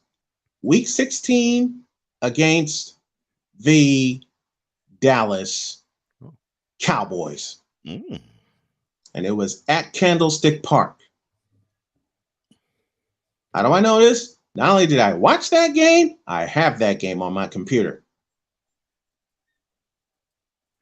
So y'all want to talk about an original jackknife running back? That was Roger Craig. And the first time I said he deserves a spot in the Hall of Fame, I got crucified for it. Now I got people who actually are buying into it. That should have been done years ago. And as I said Drew Willingham said it last night on In or Out when I was on his show, fabulous show, by the way. If Eli Manning gets into the Hall of Fame before Roger Craig, it's a bleeping travesty. Well, you about to say it's a bleeping travesty. Yeah, because my boy's getting into the Hall of Fame. Yeah. I know Eli. You know what? There are two reasons and two reasons only Eli Manning is getting in the Hall of Fame: Super Bowl 42 and Super Bowl 46. And yep, because he beat Tom Brady, and who he beat in both those seasons. Listen, that's right, Tom Brady, and you know what? He earned me a lot of food and a lot of money on those 2 Super Bowls because not only you. I got listen. For Super Bowl 42, I decided to get out of the house. I was living in Gary, Indiana at the time. I decided to get out of the house and go to Hooters. I was in the mood for some chicken. So, and of course, it's the Super Bowl. People were all over the place. Sig Diggy, these panelists don't know or even bother to learn their history. Ain't that the truth? Sig Diggy before. Don't you mean stars and highlight reels? Yeah, LeBron James. That tell you anything? Ranked amateurs, says Sig Diggy again. Yeah, LeBron James. That tell you anything? But as I said, I decided to go to Hooters, and I wanted some chicken. This guy comes up to me and says, he's got a Patriot shirt on. I need a bet with somebody that will bet against me so I can win some money. I said, all right, what's the action? I think the Patriots are going to finish off their undefeated season. I looked him in the eye and said, no. So he pulls out 5 $100 bills and he goes, this is yours if I'm wrong. All right, you're on. But you got to couple it with something. He says, what's that? A round of wings. Because that's about all I can bring right now. He starts laughing. He put his arm around me and he says, yeah, you're on. And I'll throw a beer in there with it. Mm-hmm. When Eli Manning hit Plaxico Burress with 34 seconds left, Manning lobs it. Burress alone. Touchdown, New York. The guy comes over and he put his arm around me. Of course, he's had a couple beers in him. I had a couple beers in me. He put his arm around me, pulls out his wallet, and he said, I got you covered for the bet. So I not only got 5 $100 bills, I got 10 of them. That's awesome of him. So he says, here you go. Shoves it into my hand. Big plate of wing comes out. And he puts it on the table before me, and I sat in there and celebrated. That's awesome. That is so awesome. Let me tell you about a bet that I had with a Cowboys fan, and this oh boy, this typifies to me what a Cowboys fan is. So, oh Jesus, it was a BS game basically. This is when the Rams were in St. Louis, and the game wasn't St. Louis. The Cowboys were in St. Louis, and I mean Houston, mind you, a suburb of Houston called Sugarland. And I went to Buffalo Wild Wings. And so for those who don't know how the landscape of Houston is, once the Oilers left, a lot of Houstonians became Dallas Cowboys fans, right? So this is around 2009. So Tommy Romo was injured at the time, and I forgot who subbed for him. But was it John Kitna? Was it John Kitna? No, it wasn't John Kitna. Okay. It was probably a Brad Johnson or somebody like that. So I think it actually was Brad Johnson. He said Brad Johnson. so hey, he said Brad. He said Brad Johnson. So I walk in. The Cowboys received the opening kickoff, and I settle in. I just wanted wings. I wanted to watch the football, and I knew that was going to be the primary game that was going to be shown because I think the Texans had a bye that week, I believe. So yeah. So it was a pass that got onto the Rams side of the field, and all the stadium erupted in cheers. Of course, right? Of course. That was about maybe with 12 minutes to go in the first quarter. After that place got was extremely quiet. Oh, it got quiet because it was extremely quiet. I mean, you could hear a mouse piss on cotton. It was that quiet. They only managed piss on cotton. They only managed a field goal. I think the Rams scored 2 touchdowns on the field goal, so they were up 17-3 at the half. And so, of course, every time the Rams did something, I was like, yeah, baby, that's what I'm talking about. Come on, Rams. Yeah. The whole restaurant heard me just go off. And of course, with each time I went off, more eyes were peering on me like, the heck is this fool? Wait. Of course. I'm like, I don't care. This isn't my team. This is my city. I'm like, yeah, Rams, put it on them. That's what I'm talking about. So we get to half, and there was this Cowboys fan that came to me. He was a little sauced, and so he walked up to me. He put his arm around me. He says, "Hey man, I saw that you're rooting against my Cowboys." It's like, well, not necessarily rooting against the Cowboys. I'm just having fun. And this is not my team, and I'm rooting against someone who's not my team. So I'm having fun. And plus, it feels good to be one against everybody in this restaurant. See, so I'll tell you what. So after the half, whenever the next team scores, no matter what the score it is, it could be a field goal, be a touchdown. Whatever the next team's, whichever team scores first, buys the other beer. I was like, well, I'm driving, so I can't really drink. So I'll tell you what. You buy me a beer if the Cowboys score next. The Rams score next, I'll buy you whatever you want. So yeah, give me like a dozen wings. You're on. Like, okay, cool. So I think the Rams had 1-2-3 punt, basically. So the Cowboys receive the punt. The punt gets muffed. The Rams recover. They score a touchdown one play later. And don't you know that Negro was gone? Of course. Of course. Hiding in the breeze. Didn't see Hygh. I mean, gone. Absolutely gone. Gone. Absolutely gone. To the chat real quick. Charles Reinhardt says, never bet against Tom. Andrew says, that is awesome, Snowman, talking about my bet. That bet was Charles Reinhardt says, hey, be easy on my team. Well, we can't help it. Unfortunately, Sig Diggy says Plaxico Burress is more known for accidentally hurting himself than a Super Bowl winning touchdown. And Dana Reagan says, hey, guys, another great show. I got to go. See you tomorrow. See you, Dana, and thanks for being a part of the family. Thank you, Dana. Let's say what it is. He's known for stupidity, shooting himself in the leg. Look, I was in the military, and I knew someone who actually did the same thing Plaxico Burress did. Shot himself in the same area. Oh God! And idiots. And Idiots. they were and my crew was not my crew, but my unit was merciless on him. I mean, they call him everything from one ball to hang low. Oh God! Yeah. Does your ball hang low? Yeah.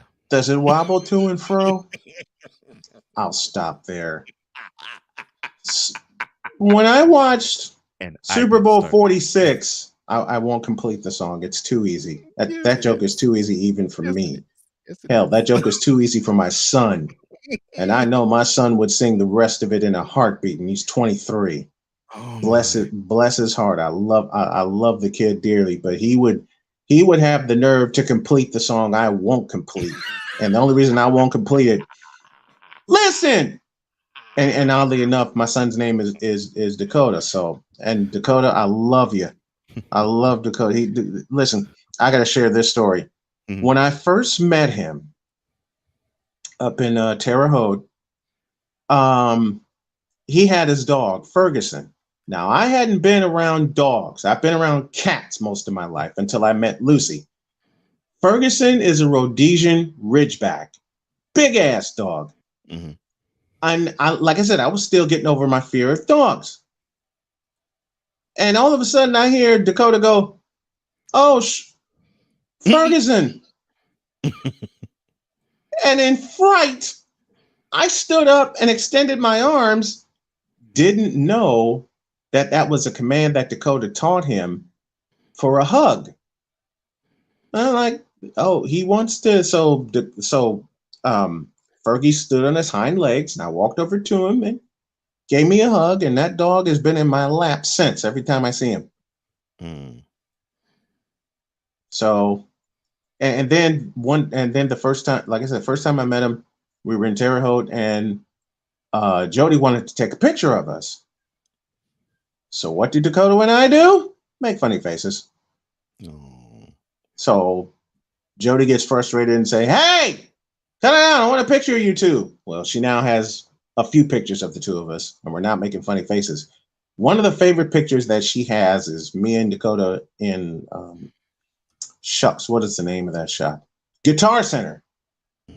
He was thinking about buying a guitar. I had to buy a mixer for my road broadcast, and I got to get another one here soon so I can start putting my UNCG briefcase together. So Someone took a picture of me and Dakota. He in a mask, I in a mask. I had my mixer. He had his guitar. I sent it to Jody. She's loved it since. Nice. So the second time Eli Manning earned me a lot of money and a lot of food, I was in Chicago. 46. Okay. Super Bowl 46. Big ass Super Bowl party at a place called Mother Hubbard's. And when we all go to Chicago on my dime, we're all going to go to Mother Hubbard's and have one hell of a time. Lord, and why am I Bringing thinking Jody bass every time I hear those words? Yep. Because Bass lives in Chicago. Mm-hmm. And Chicago's my hometown. But we're like I said, I'm going to host you guys and we're going to have a hell of a time. I was at Mother Hubbard's and big ass Super Bowl party. The guy at the door was told to card everybody. Oh, awesome. Well, he saw me, put his arm around me and said, "I got a table for you." I'm like, "What? How can that be? I mean, this joint's sold out." He said, "Trust me." And he walked me over to a table that was up against the wall because I think he saw me working there and recording a promo there. So he walked me over to a table and that was that. I'm like, cool. Well, here come the finalists again. And this time there were a couple of them in Brady jerseys. And they came up to me and they saw I had big ass hamburger. And they said, "We got a proposition for you."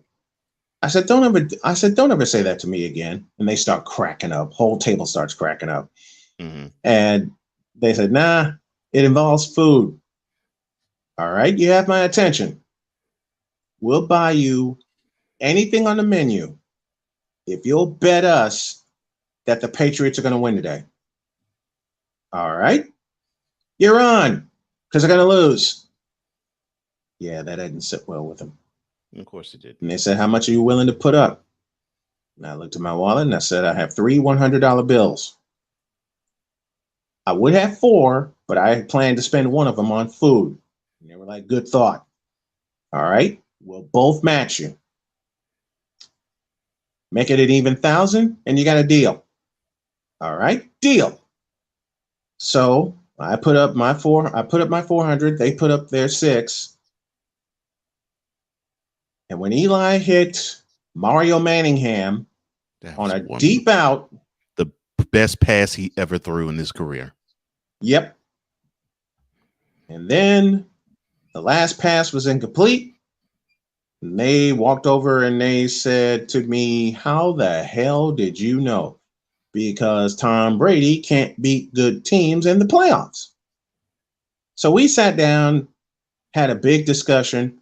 I got another $1,000. I got 2 more hamburgers, and I took those 2 hamburgers home with me. And they said, "How do you know?" I said, look at his game against the Baltimore Ravens. Even though he won the game, the defense won that game for him. So I got not 2 big, but 2 big paydays thanks to Eli Manning.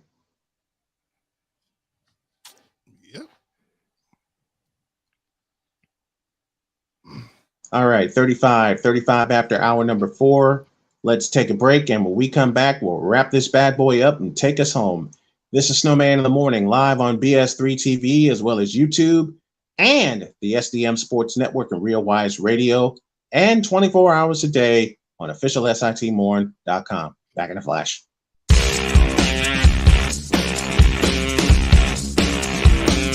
This is Snowman in the Morning.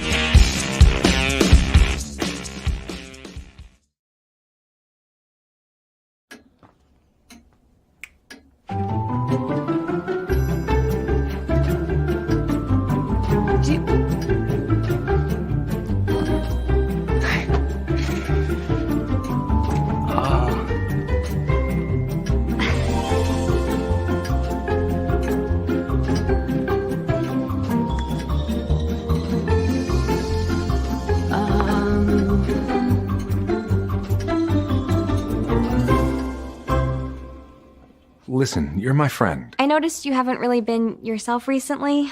Yeah, I feel like something's up. How are you? Are you okay? Is there anything you want to talk about? I just want to know how you're feeling. And listen, even if you don't know what to say, I'm here to talk. No matter what you're going through, I just want you to know I'm here. I've got your back. when you want to talk, I'm here.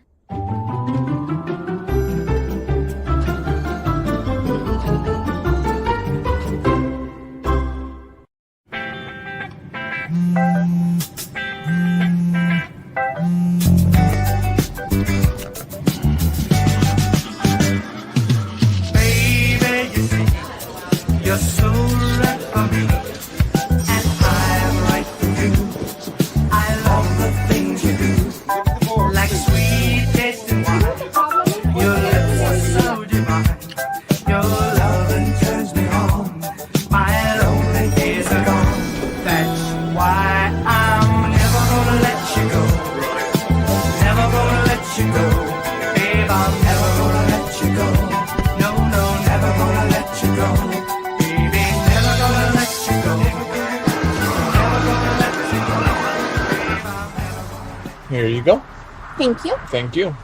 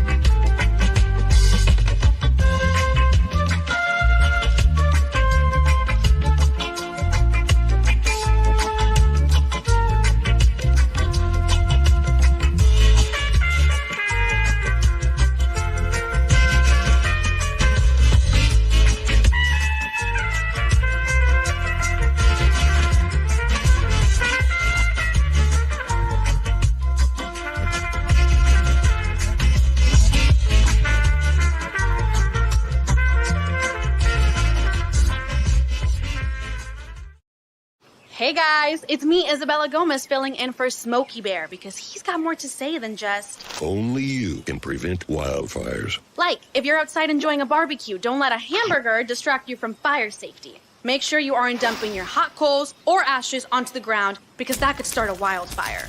So take wildfire prevention seriously and let's save the world one day at a time. Juntos con Smokey Bear, podemos hacerlo. Go to smokeybear.com to learn more about wildfire prevention.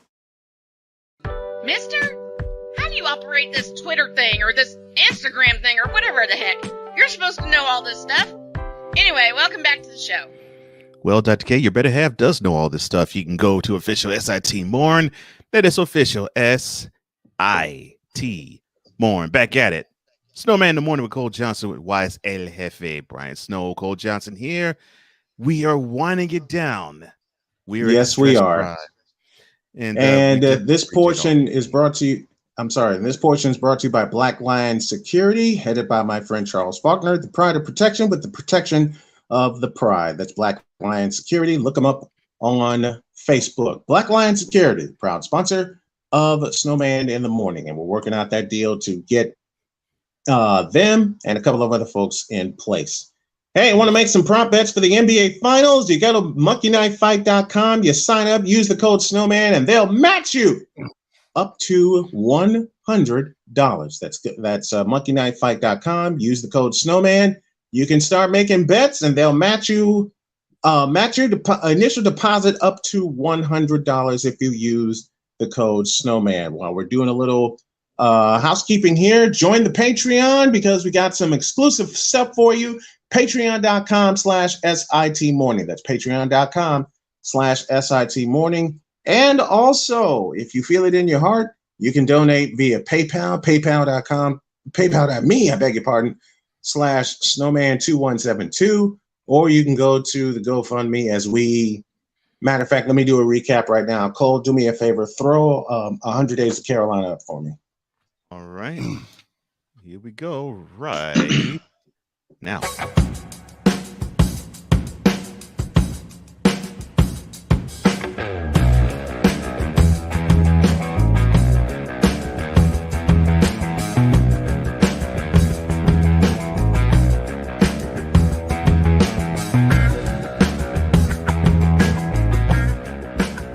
From Indiana to North Carolina, that's what this is all about. And with more of that, Brian Snow.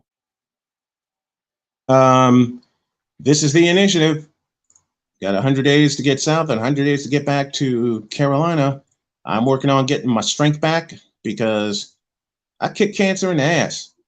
And we're going to make sure that it stays that way. I don't have to see my doctor until August for a full exam. And they're going to find that there is no cancer there and there won't be any cancer there. Problem is, had some setbacks with my recovery. I had to deal with stomach issues, had to deal with vomiting issues, but all that is in the process of getting fixed with the right meds. My PT starts today, but here is the biggest reason why I started this initiative. And it's pretty simple. And the gentleman with me will not mind if I say this the way it needs to be said. A man got shafted by the U.S. government and the state of Indiana when it comes to disability. A riddle. What has two thumbs and got shafted by the U.S. government? That's this guy. Why am I saying that? Because I got classified as disabled. And you know, the bad part is my wife is the one who informed me of this. I got classified as disabled. Problem is, can't get any benefits because of my wife's salary. Some more reasons of why I'm doing this. My wife and my family, since all this started, has carried me financially, emotionally, spiritually, physically. My wife and I were talking this morning, and she said, "You were so close to death and you were so close to giving up." And I made my wife a promise, and I will repeat it every day. I'm not giving up. The guys here told me, no, it's not a matter of if, it's a matter of when. And I said I'd turn this show into $2 billion annually. You know, and Wise said, change your mindset. Not a matter of if, it's a matter of when. Well, with this initiative, it's not a matter of if, it's a matter of when we reach the goal. And the goal, $60,000. And that's for, I'll go ahead and speak it. That's for an eviction that we need to pay off. That's for a couple of other bills we need to pay off. That's for getting finding a place, getting a place, and putting some money in the bank so I can financially carry my family. That's why I'm doing this. Because for once, there's peace of mind that's missing. And we need to get it back. And I restarted the 100 days on Sunday. I made that announcement Sunday night, carried it through, and I'm carrying it through now. There's a fundraiser that I have scheduled with Dr. Charles Faulkner tonight. Look up Charles L. Faulkner Jr. on YouTube. That's where you can find his channel, and that's where I will be tonight. And the reason I reset the bar to a full 100 days on Sunday, in honor of my dad. Because on June 12, 2007, I lost him. I lost him to prostate cancer. We already honor him on June 25th because that is our wedding anniversary. And that's a day we'll never forget. And it just felt right to get married on that day to honor him. And had he been there, that would have been his 84th birthday. Here we are 3 years later. And she and I, Jody and I, have had every knuckleball, curveball, and slider thrown at us. And I'll be doggone if we didn't knock them all out of the park. This is just the latest one. I'm going to get stronger. I'm going to get better. I'm going to get back in the gym. I'm going to be lifting weights. I'm going to be dancing with my wife. I'm going to dance with my daughters. Whenever Cheyenne gets married, I'm going to walk her down the aisle with a strut. But we need your help. As I said, the goal is $60,000. And we have a target date to get this done. And that's why I've titled this 100 Days to Carolina, because we got 100 days to do this. I will be making updates every day. I will be doing a vlog fundraiser on a nightly basis. And each night, the goal is to raise $2,000, either via PayPal or the GoFundMe or Patreon. I'm concentrating on the PayPal right now when I do the live vlogs. Like I said, there's some things we need to get. There's some things we need to build, and there's some things we need to pay off.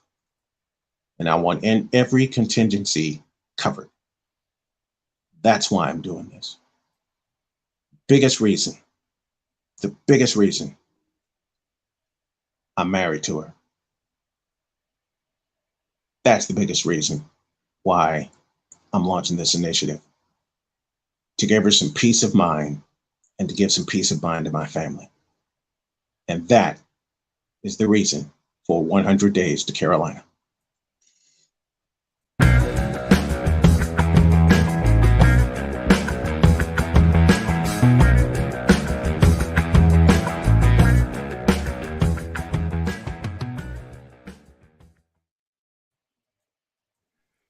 Ah, man.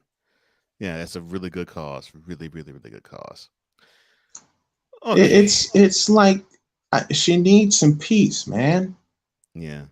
I mean, we talked about, building her an area where she can do her crafts and get back into gem mining and creating jewelry. And when last year, no, correct that.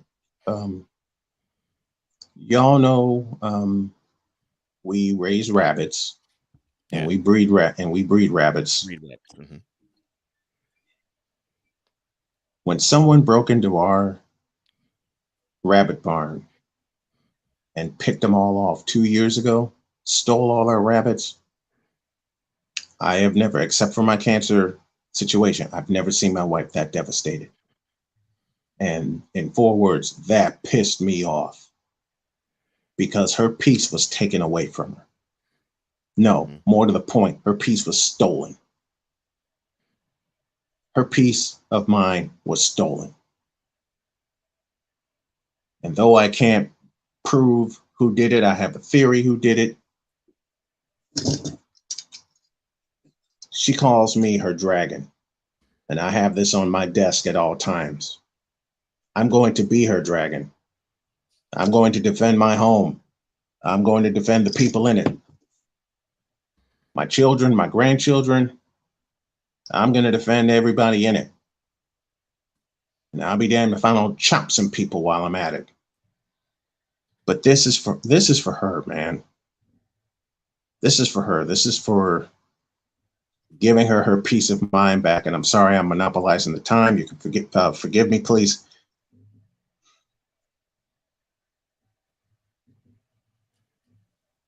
But getting this all off my chest. Thank you, fellas. And thank you, chat, for allowing me to do this. Thank you. No problem. No problem. No problem. All right. Let's have a little fun before we leave, shall we? So, yes, please. All right. So, all right. Today's NBA fan, I think it is time for you to get on this here hot seat. Oh, yeah. Sit down. Sit down.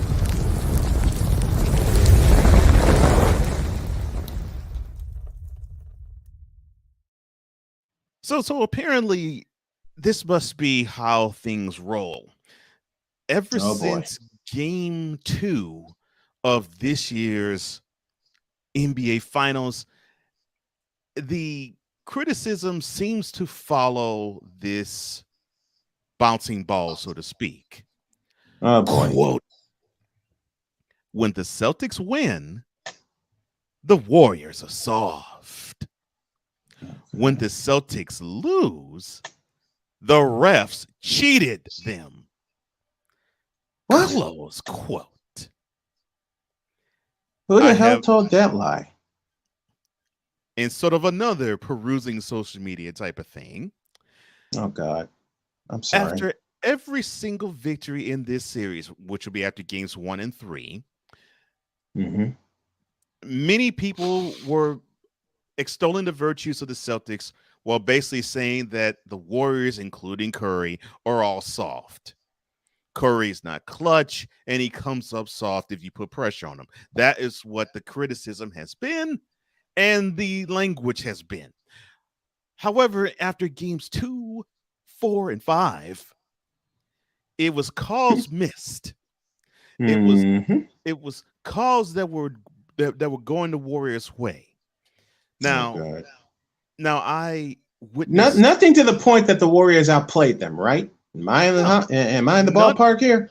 None of those 3 games that I just mentioned, in games 2, 4, and 5, did they say the Warriors outplayed the Celtics? Right? Yeah, that was not mentioned. It was especially Friday night in Boston when Curry went nuts. Yeah, it was the refs cheated. Dear Lord! And how? Yeah, and here's the funny thing about Game 4. So the refs cheated the Celtics out of a W at home. Meanwhile, I saw Steph hit the deck more times than I could count.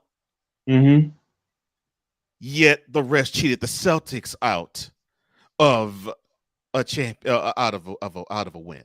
Bitch, please. Once again, it's the who in the Vita Blue Hell said that? I find it hilarious. I mean, I find it fun. What? Hilarious. What? Amusing. I find it stupid. What? Stupid. What? Idiotic. What? It's absolutely trash to think. Keep going. This way. Keep going. Trash. What? Basura. What? Garbage. What? A burning city dump. What? A regular city dump. What? Yep. 2 city dumps. Yep. 3 city dumps. Yep. 4 city dumps. Yep. What? What? 6. 7. What?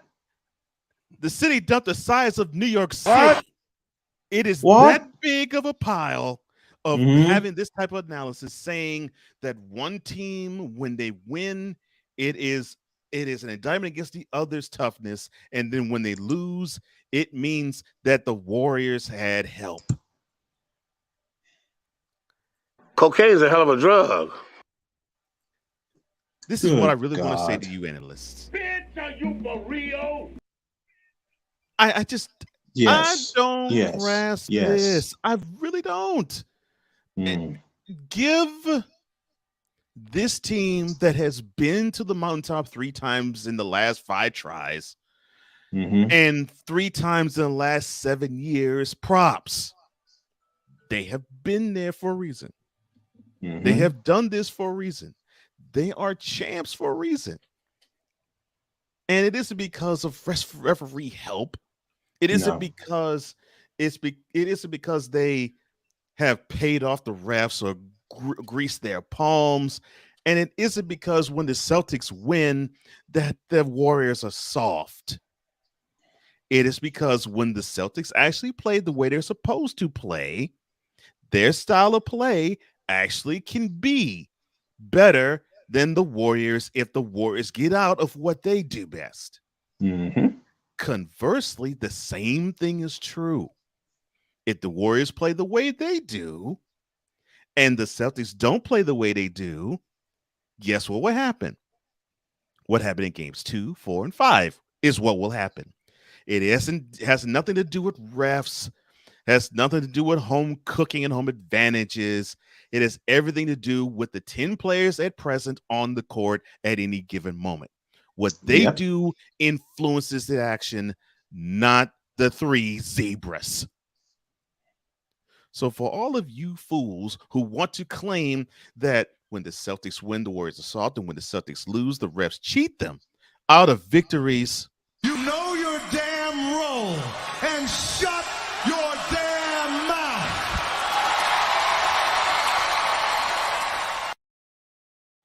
Whatever you all have to contribute to this, please go for it. Look, first of all, a shout out to General Earl Drake, man in charge of the Soul of Salem, KSOS radio up in Oregon. Look, Stephen Curry is good. Klay Thompson is good. Draymond Green, Andre Iguodala. Steve Kerr is a hell of a coach. Why the hatred on the Warriors? Because they beat the Clippers to the top spot and the Clippers will never get there? Huh? I mentioned it earlier in the show. The Clippers were fashioned to be the new top team until the Warriors punched them in the mouth. And before Stephen Curry broke Chris Paul's ankles, which we have never seen since, with that double behind the back move on the baseline. I'll say it again. It was supposed to be, according to Adam Silver and the NBA, all about the Clippers until the Warriors, after 2014, socked them in the mouth. And they socked the NBA in the mouth. Remember, they won 67 games in 2015. That's right. And then 2016 happened, and I got to get a conspiracy theory about that. Talk about that tomorrow. 2017, socked LeBron James in the mouth. 2018, kicked him in the nuts.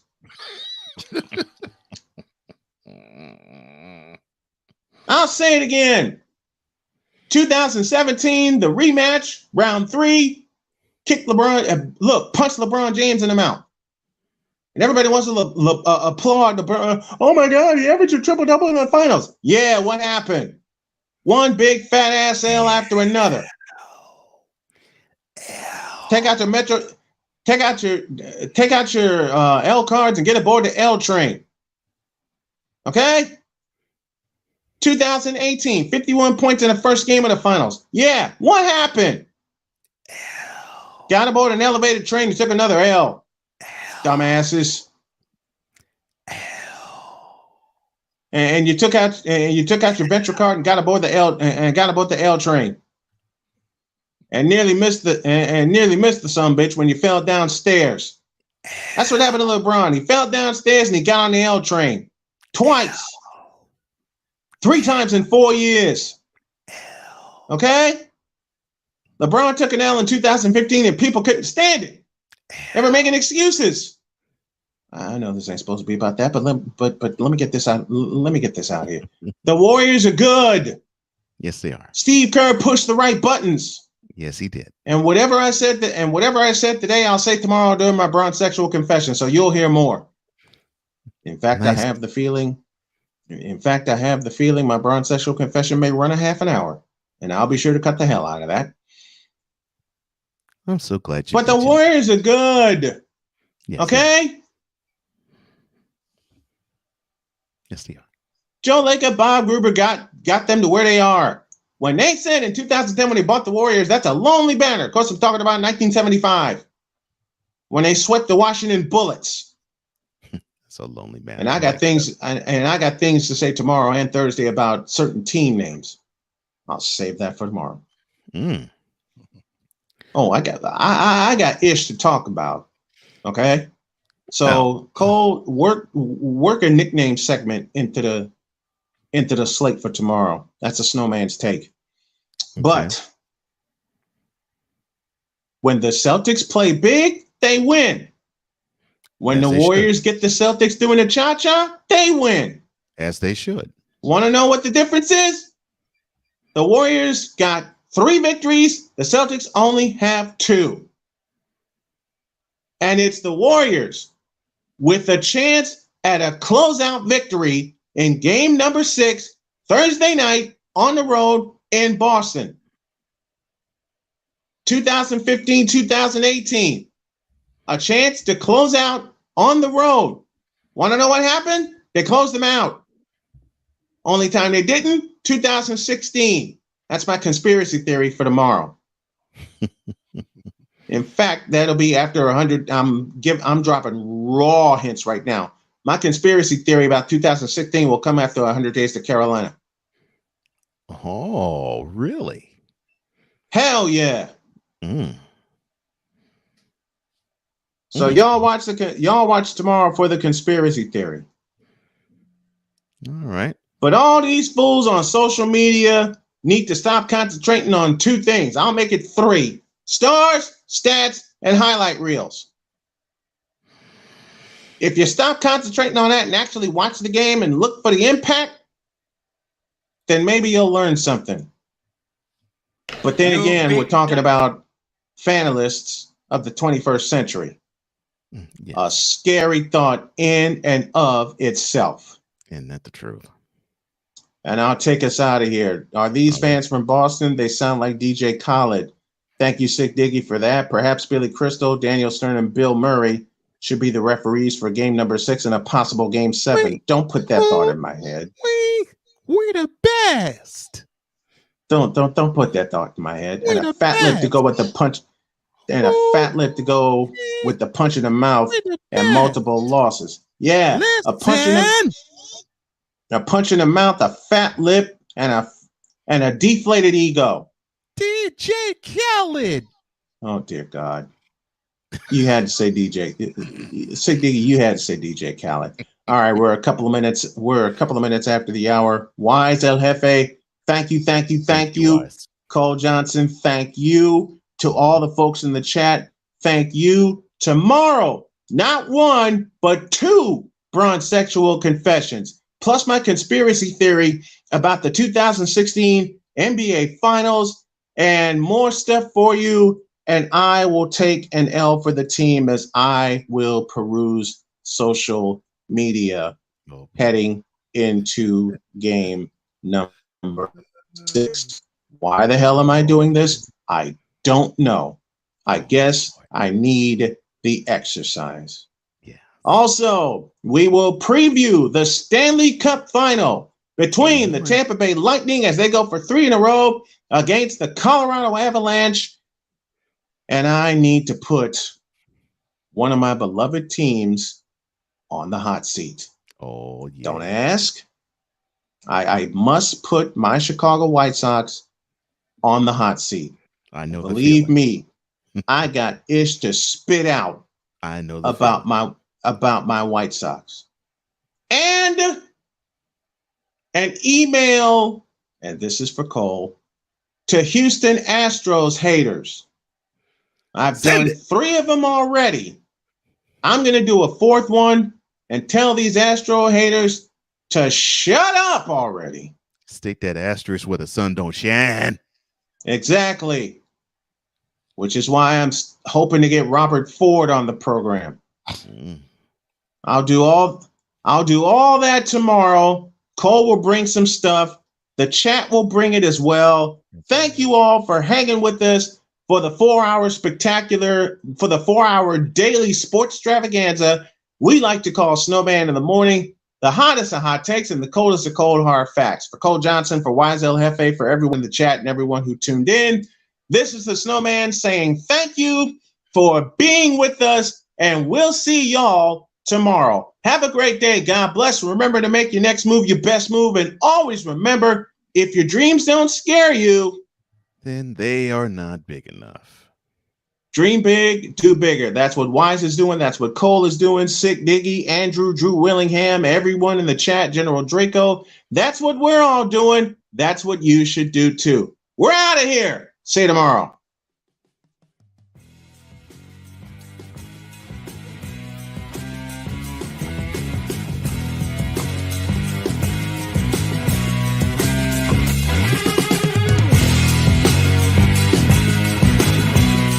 Thank you for tuning in to Snowman in the Morning with Cole Johnson, the hottest of hot takes and the coldest of cold, hard facts.